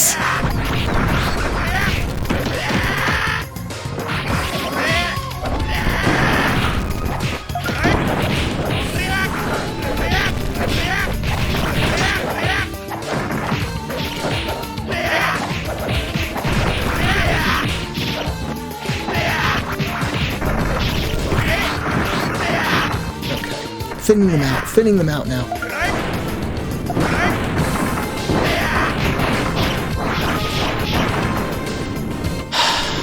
And I got juggled to death. Cool. Thank God for easy mode, and it's 99 continues.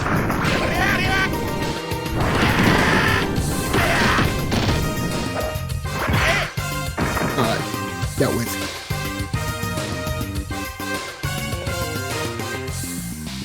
What the fuck are these? Oh, they're these, ropers. I think they're ropers. They look like ropers. At least they look like the, traditional, representation of a roper monster.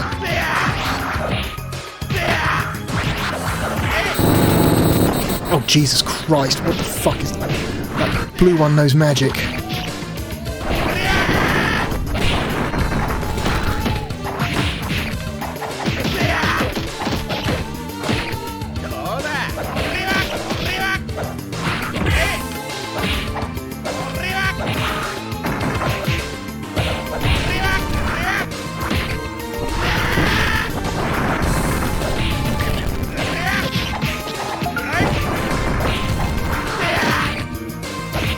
God damn, they hit hard.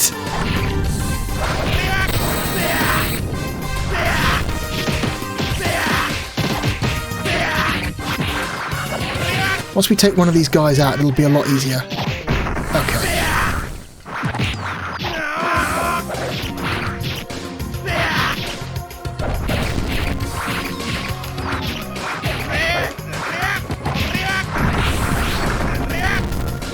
Alright. Should we take out a few of these ropers? Why not? Okay, we've activated them all. Oh dear. They've all got 800 health. Jesus Christ.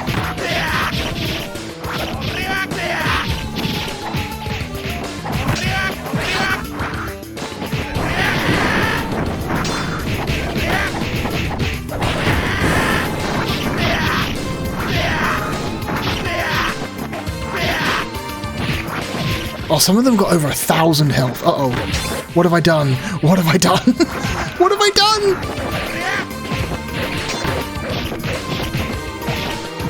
Hang on.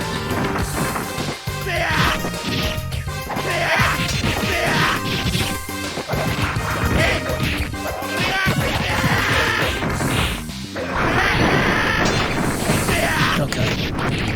A couple of them are almost dead.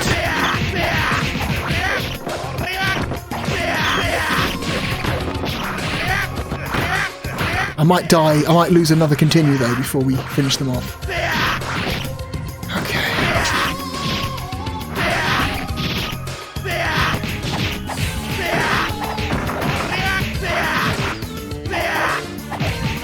Oh, uh-oh. Out of the way, please. Tell you what, let's ignore the last one, shall we? Let's just not even bother the last one. Let's just go past it. It's fine. Oh, that was the end of the level. Okay, good. Well, not the end of the level, but the end of that section. Yeah, beat 'em ups. They're all kind of... After a while, they get a little bit repetitive. You're just kind of doing the same action over and over and over and over again. It's part of the reason why they just fell out of favour. I think people just kind of got bored of them. Like, visually they're very flashy, but mechanically they're very, very repetitive.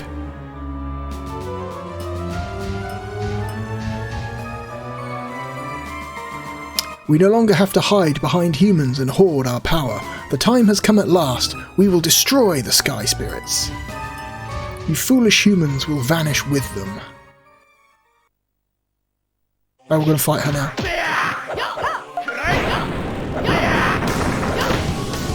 Okay, we're going to kill her now. She's got 1400 health. What is she, a vampire or something?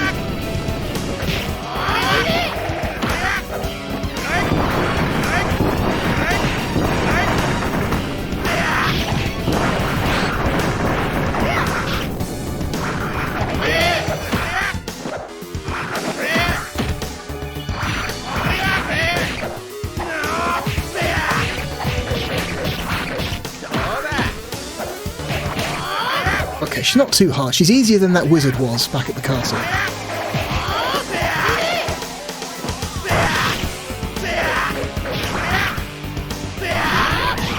She does no magic though, which could be a problem.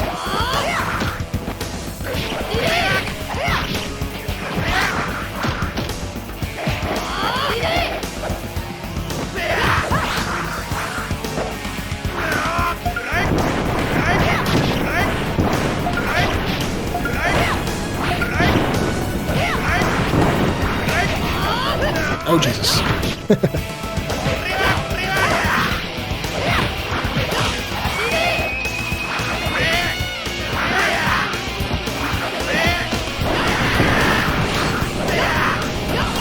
Uh-oh.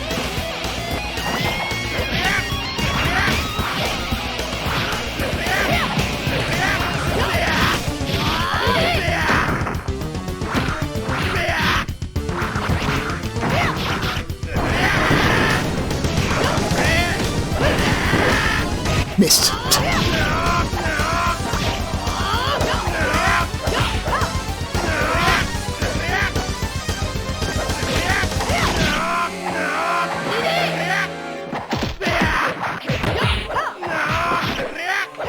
We are wearing her down. That's good.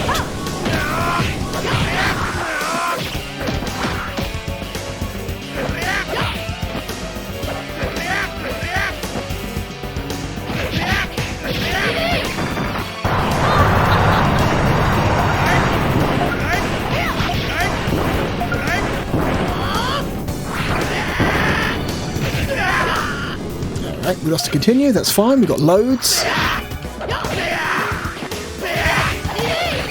There's no real, like, penalty for losing a life. It's not like you, not like you have any points to lose or anything, or experience points. You don't lose any experience points. Uh-oh, fuck. Jesus Christ.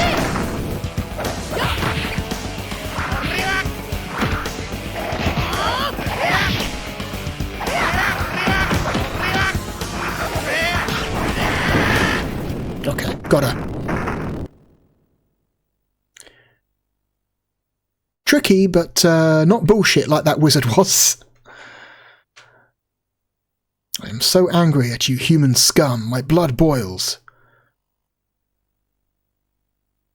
Please excuse me while I slip into something more comfortable. Okay, is this the I'm assuming this is the final boss of this path. What is she going to turn into? Oh, she's turned into a freak. An extremely low resolution freak. Oh my god. Oh no.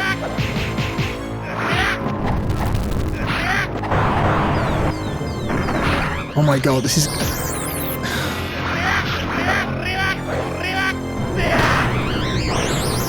Oh cool, this is going to be a, it's going to be a slog, isn't it? Wow, this is, yeah.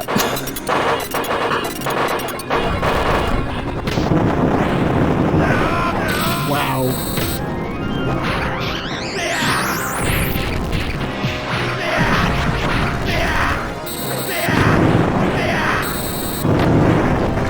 Not an arcade game, but they sure did design the encounters like as if it was an arcade game, didn't they? Okay.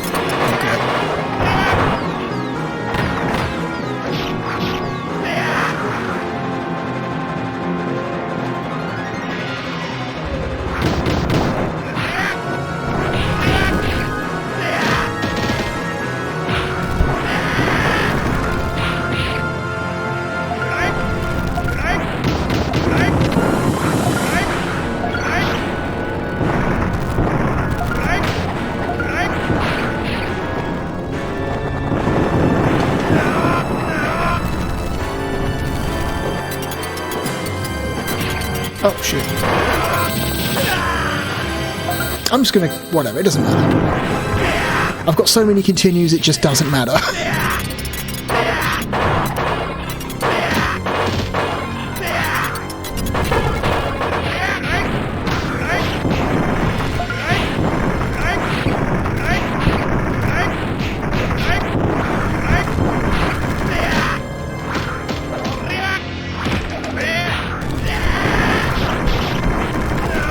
She's got less than half health.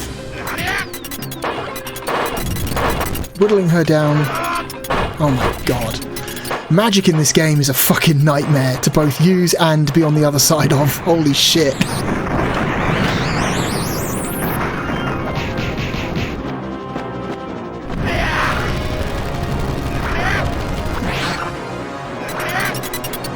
Ugh.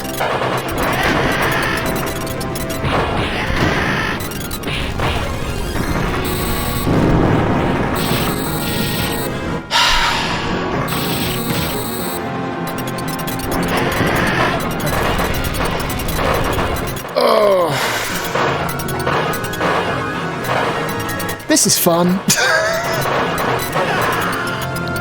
Jesus Christ.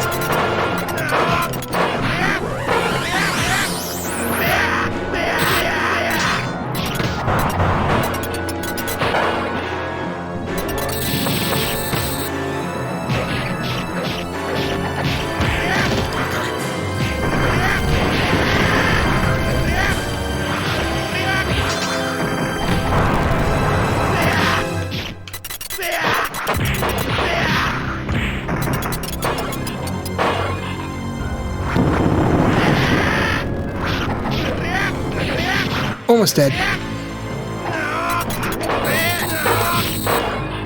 I would like to turn around, please. Thank you so much. It's annoying that you can't turn around in midair.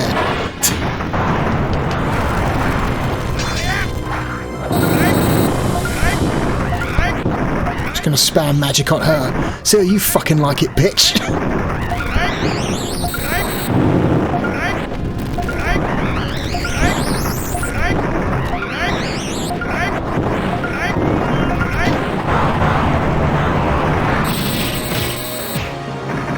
Can I change planes, please? Thank you so much.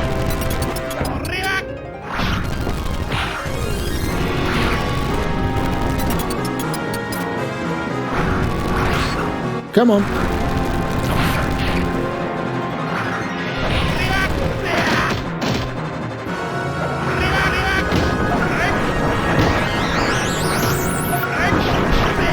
Okay, thank fucking Christ for that. What a nightmare that boss fight was.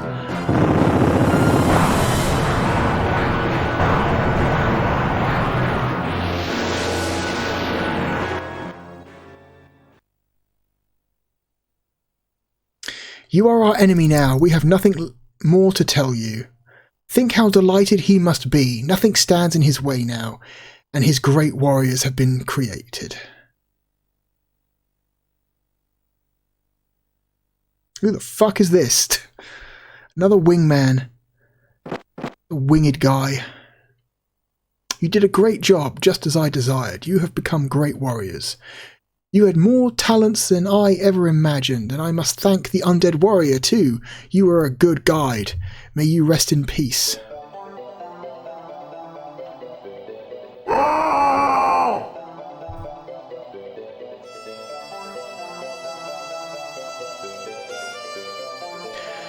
Those blinded by magic spells must remember the real human power. Our giving humans magic was not a good idea. I agree. Magic is like the worst part of this game.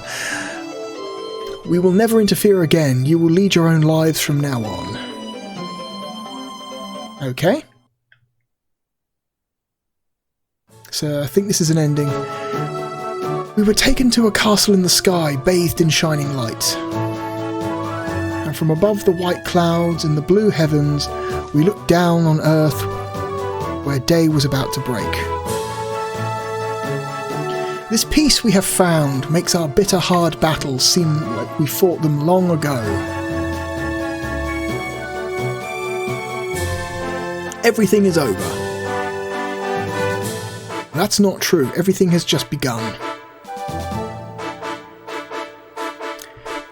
Humans must start the next chapter.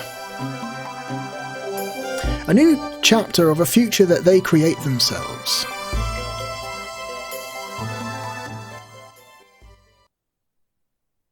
Okay, so that's like one of like a dozen different endings that you can get.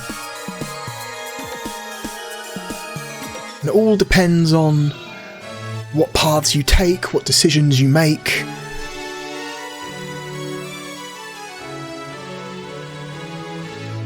I haven't seen all the endings, so I don't know if that's like the best one or the worst one, or if the endings even have an order of best to worst. Maybe they do, maybe they don't. I haven't really like looked into it too much.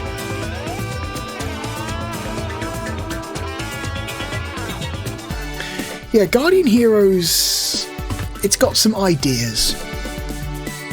I like the leveling stuff, like you're leveling up the characters as you go. I think that's that's neat. I like that.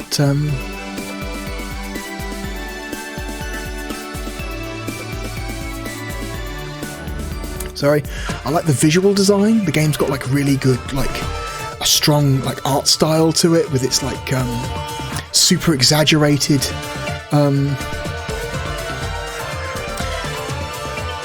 Super exaggerated body shapes. I think that's neat.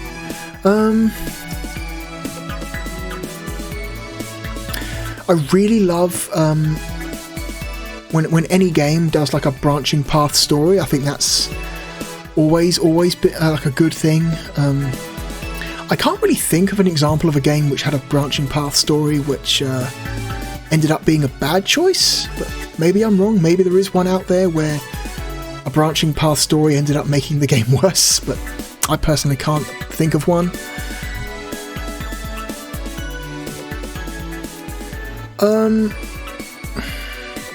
I think the combat is a little bit too chaotic.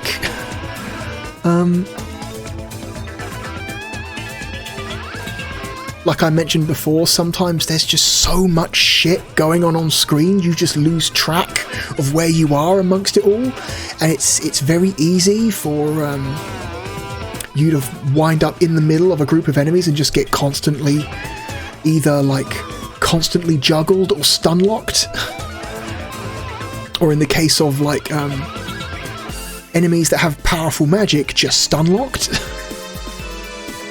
They can just keep hitting you over and over and over and over and over again and not let you move at all, which just slowly drains your health away, which is not fun.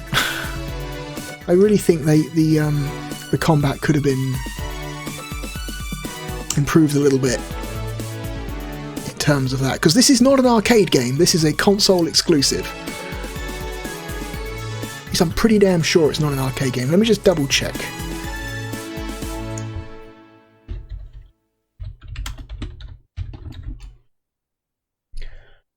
Guardian Heroes. Caution, this game is sold for the sole purpose of private entertainment in the home, therefore it cannot be used for the following activities without the express written consent of the copyright holder. Duplication, gameplay, okay. Couldn't read it all. Ooh, that's a really rough looking Sega logo. Why did they use that version of the logo? That looks like a frame taken from like an FMV. So yeah, that's Guardian Heroes, or at least one version of the story of Guardian Heroes.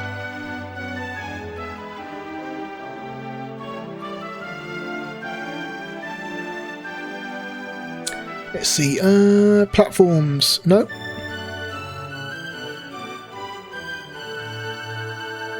It is a, no, it is just a, it is just a console exclusive. There was never an arcade version of this game. So yeah, there is no excuse for it to be as brutal as it is. If this game came out in arcades, I would totally understand why the fighting, you know, why the fighting system can be so, like, why the battles can be so tricky at times, because that's just what arcade games do. That, you know, they want to steal your money, so they make the game harder than it needs to be, so you put more money in. But console games don't need to do that, and they shouldn't.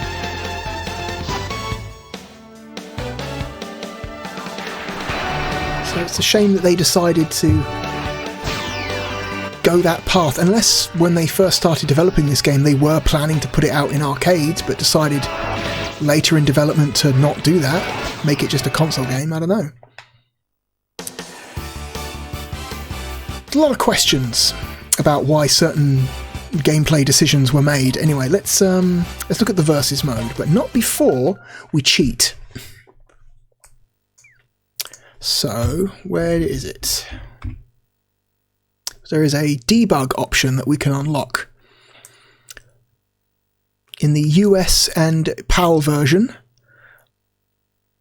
this is a US and PAL version specific cheat. To unlock the debug option in the Japanese version, the inputs are different. So let's see, highlight dip switch and hold X, B and Z. While holding these, enter the dip switch menu by pressing the A button. As soon as you press the A button, immediately hold down on the D-pad. If this is done correctly, you will be able to turn on debug at the bottom of the dip switch menu. Okay, so X, B, Z, hold those down, and then A down. Oh, there we go. Debug. Done. So what debug does, it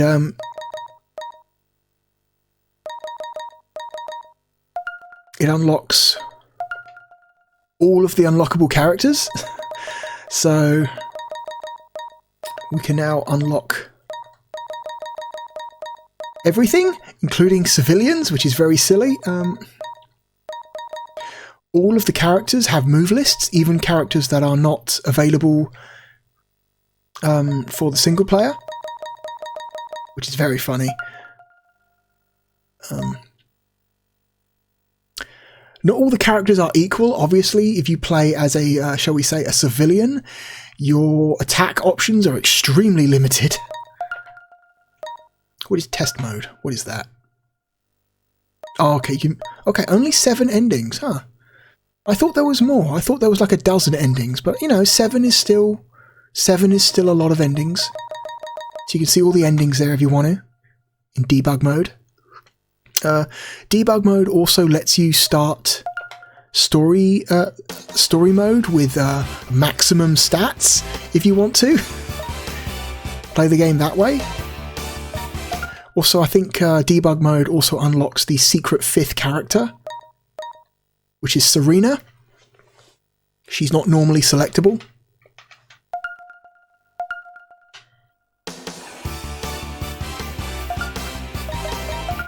So let's go to versus mode here. Let's go 2-minute battle. Standard 2-minute battle. And so you can set up to a maximum of 6 characters. Let's go with... So we've got 2 versions of Han. There's Sword Han and regular Han. I'm not sure what the difference is. P silver, G silver, soldiers, knight, magic, banisher. So you can play as all of the different like enemies that you encounter in story mode. A wolf, a resistance fighter, giants, civilians. Plays Macho, plays Gambo. Zenobia is her name, okay. The Earth spirits, Sky spirits, Sky warrior. Let's just go, I don't know, let's go with...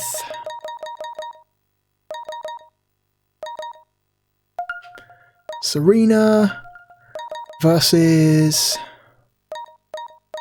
Okay, I don't know. Oh, it is a roper. I was totally right, it's roper. What's a mid? What's a mid? I have no idea. Village god, robot, banisher, magician, knight. Super Zer, Gash, Katrina, Valgar, Cannon.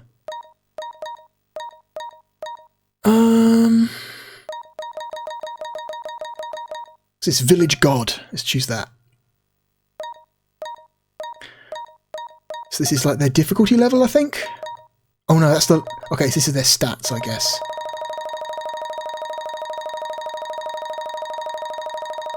So you can have like a level 1 Serena against like a level 100 village god if you want, so... Essentially, let's make both of them level 10, why not? You can set teams.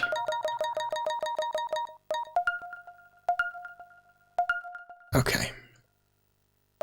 Got different stages. Arena, Prairie, Resistance's Village, Ruins of the Battlefield, Forest, Celestial World, Grand Shrine, Subterranean World, Subterranean Altar, Arena.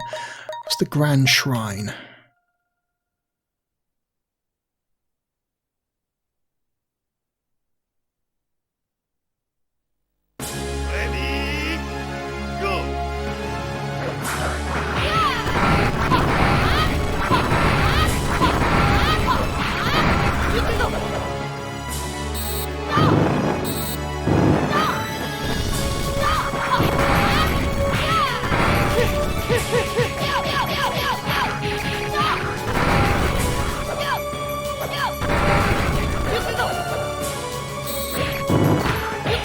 So Serena's move list is roughly similar to Han's, but there are some differences.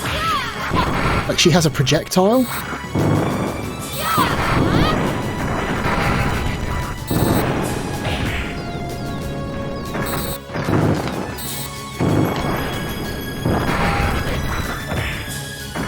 Oh my god. Get up, please. She's got a better fireball. Oh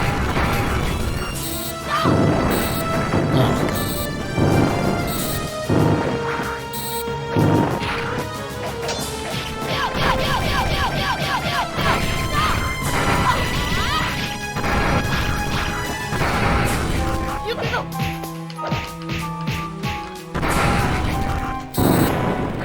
I think she's also got more spells, but I don't really have time to select them.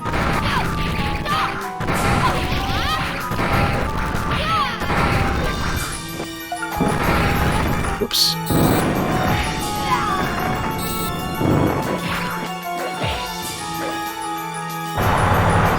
God damned.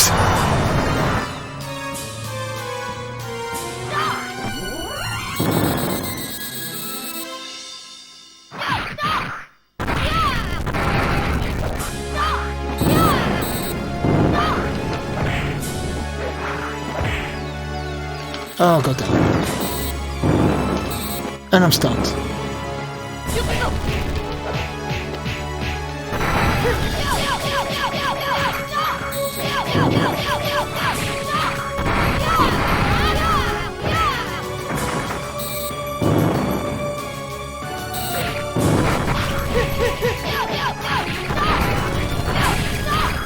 She's got good combo potential though. She attacks very fast.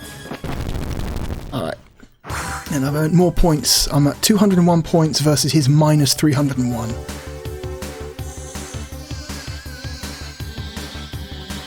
Yes, that's only two characters. So what if we were to, like, I don't know, activate all 6?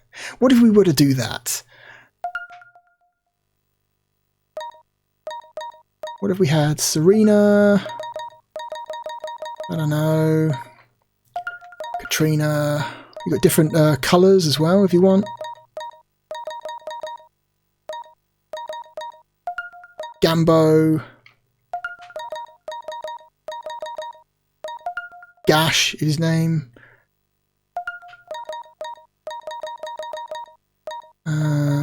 Super Zer. Valgar. Who else? Who's going to be... Let's have Nando. Sure, let's have Nando.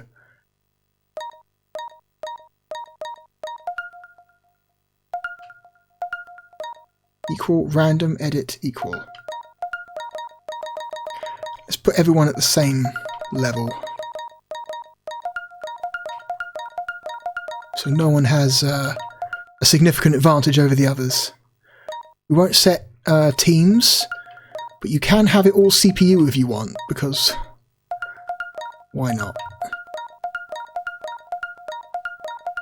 There we go.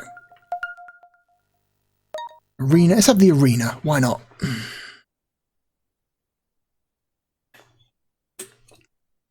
So this is what I mean when the versus mode in this game is kind of like almost like a proto platform fighter.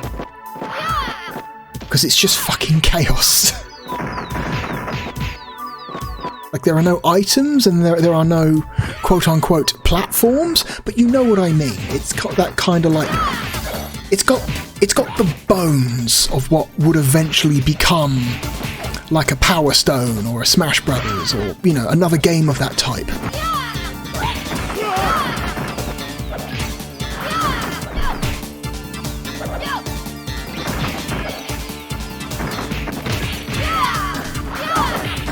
I'm just going to let the computer AI characters just fight it out for 2 minutes.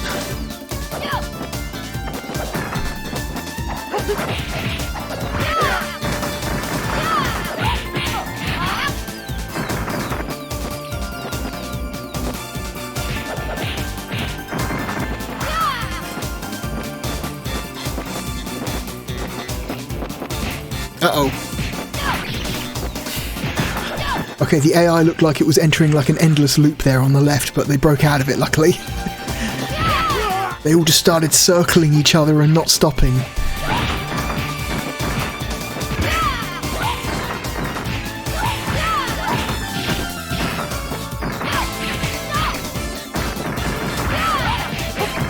Who's currently in the lead? It is... Katrina, I think. She's the one who's currently has the most points.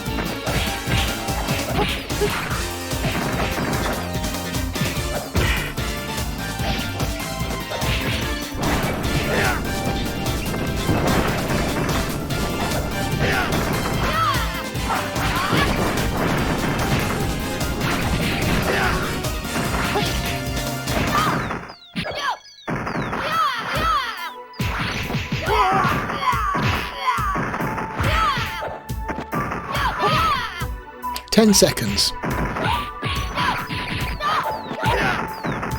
Katrina is still in the lead. Nando is in second place.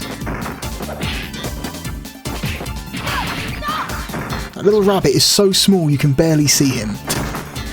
His sprite is so tiny.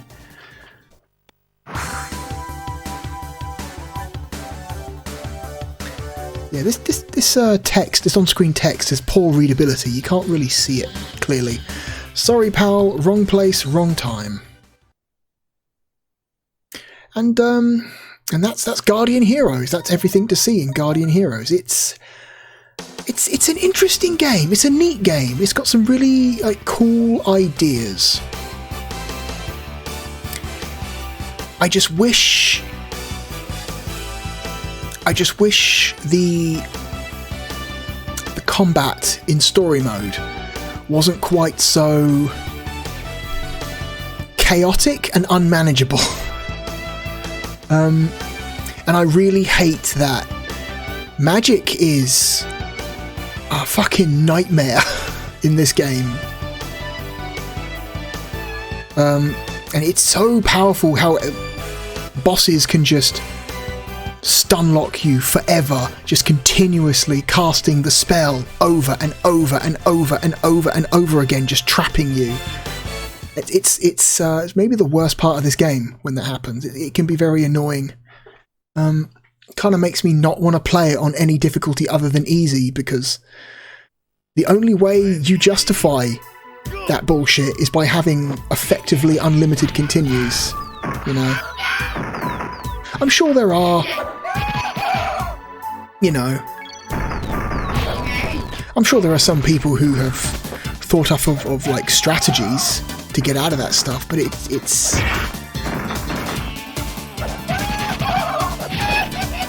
it still feels bad to have it happen to you. It's not a, I don't know.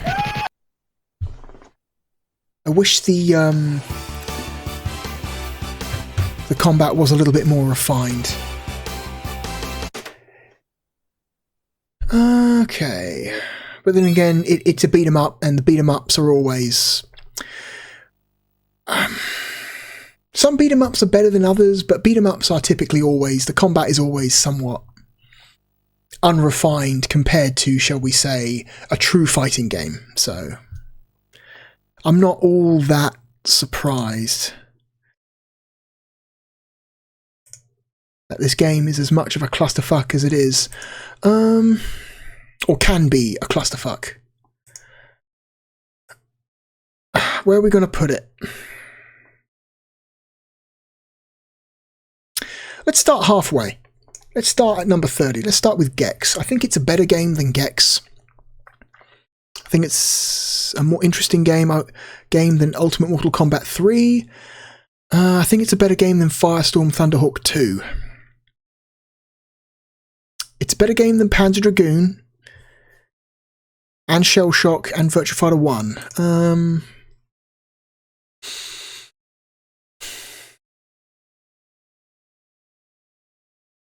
I think it's a better game than Wipeout, the Saturn version of Wipeout.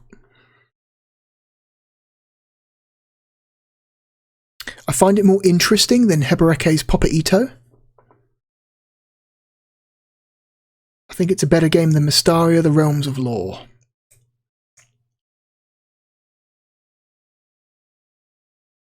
Okay, this is where we run into resistance. Okay, let's come at it from the other angle, from the other side. X-Men Children of the Atom is a better game. I think Rayman 1 is ultimately a better designed game. So is Virtua Fighter 2. I find the action in Shinobi X more fun because it's... primarily because, I don't know, the combat is less chaotic and hard to manage in Shinobi X than it is in Guardian Heroes. I mean, Shinobi X doesn't look anywhere near as nice as Guardian Heroes stylistically, but the moment-to-moment gameplay is less frustrating, or can be less. You know, it's at its worst. At its worst, Guardian Heroes is a lot more frustrating than Shinobi X. I think Darius Gaiden is a better game. Galaxy Fight is a better game.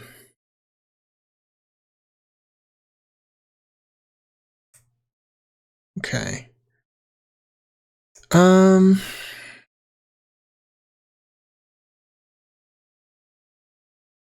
It's here somewhere. It's in this range.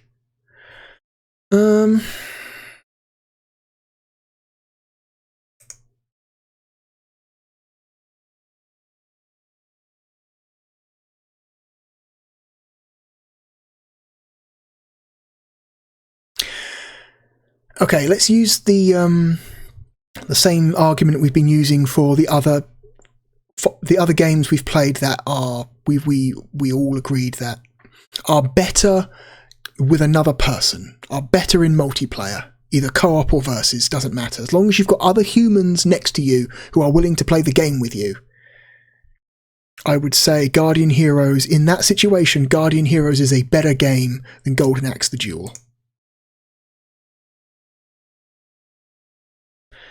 If you have 1 to 5 people in the room with you willing to play Guardian Heroes with you, it's a better game than Magic Carpet.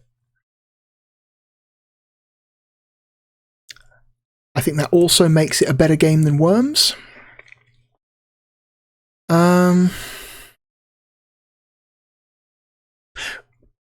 Multiplayer Guardian Heroes seems like it would be a much better experience than the somewhat iffy ports of Daytona USA and SimCity 2000.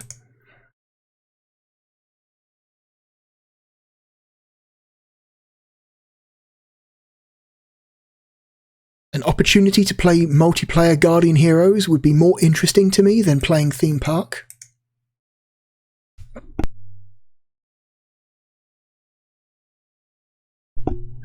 Sorry about that.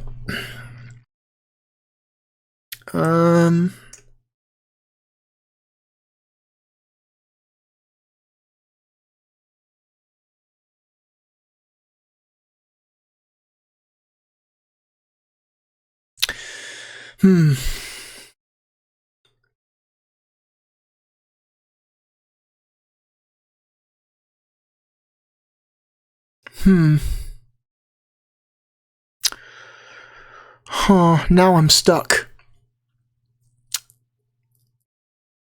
Multiplayer Guardian Heroes, is it better than Street Fighter 1? I mean, Street Fighter Alpha 1. I have a horrible tendency to refer to Street Fighter Alpha 1 as Street Fighter 1. I'm sorry about that. That is I'm misspeaking, because there is an actual Street Fighter 1 and it is not Street Fighter Alpha 1, so I need to make sure that I say the names properly. Because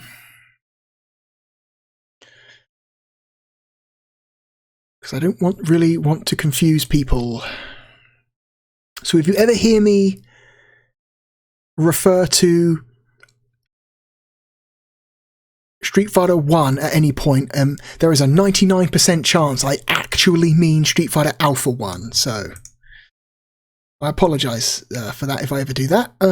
Is multiplayer Guardian Heroes, is that a better experience than Street Fighter Alpha 1?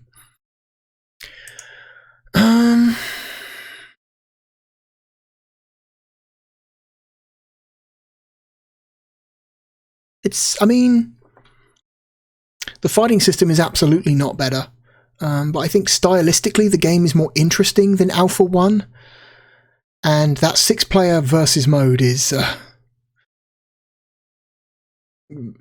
like very, very, like, I don't know. The potential for multiplayer chaos is very high. I'm going to say from a pure style,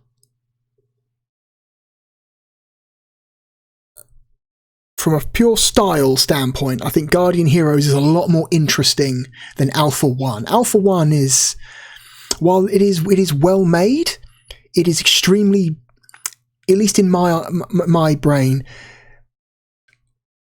extremely unambitious and safe for a Capcom fighting game. It is the most unambitious, safe Street Fighter game ever made.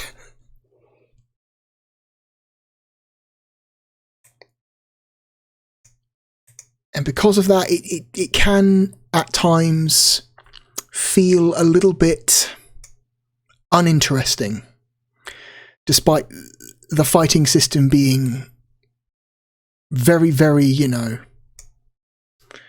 very well crafted. So I'm going to say Guardian Heroes is a much more interesting game to play if you have the opportunity to play it with other people than Street Fighter Alpha 1.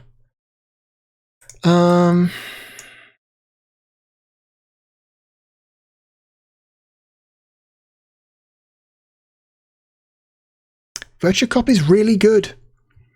Virtua Cop is really good.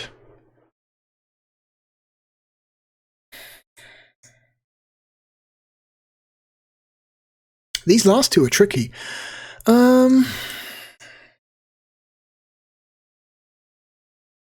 Is Guardian Heroes...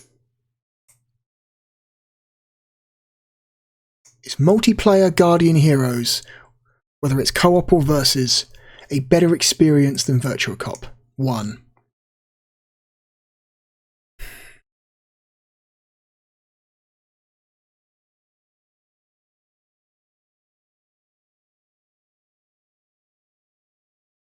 Yeah. Yeah. Yeah, I'd say so. Yeah. Yeah. Yes. All right. Parodius. Parodius is a great game. Parodius is so charming and stylish and bizarre and weird and oh.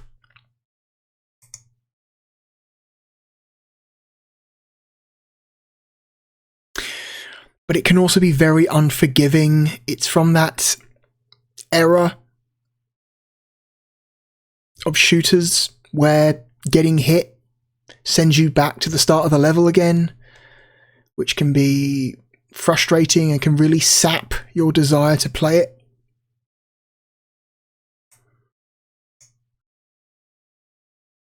Nothing makes me... When playing Parodius, nothing makes me happier than just getting to see all of the weird shit and art assets that the developers came up with for it. But getting to see those art assets and, you know, weird, goofy in-jokes and stuff requires a level of dedication that I'm not sure I have anymore.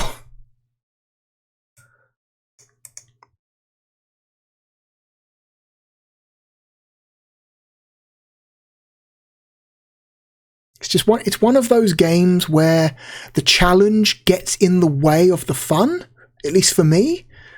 The fun of this game is seeing all the weird jokes and, you know, bizarre bosses and like background references in all the levels, but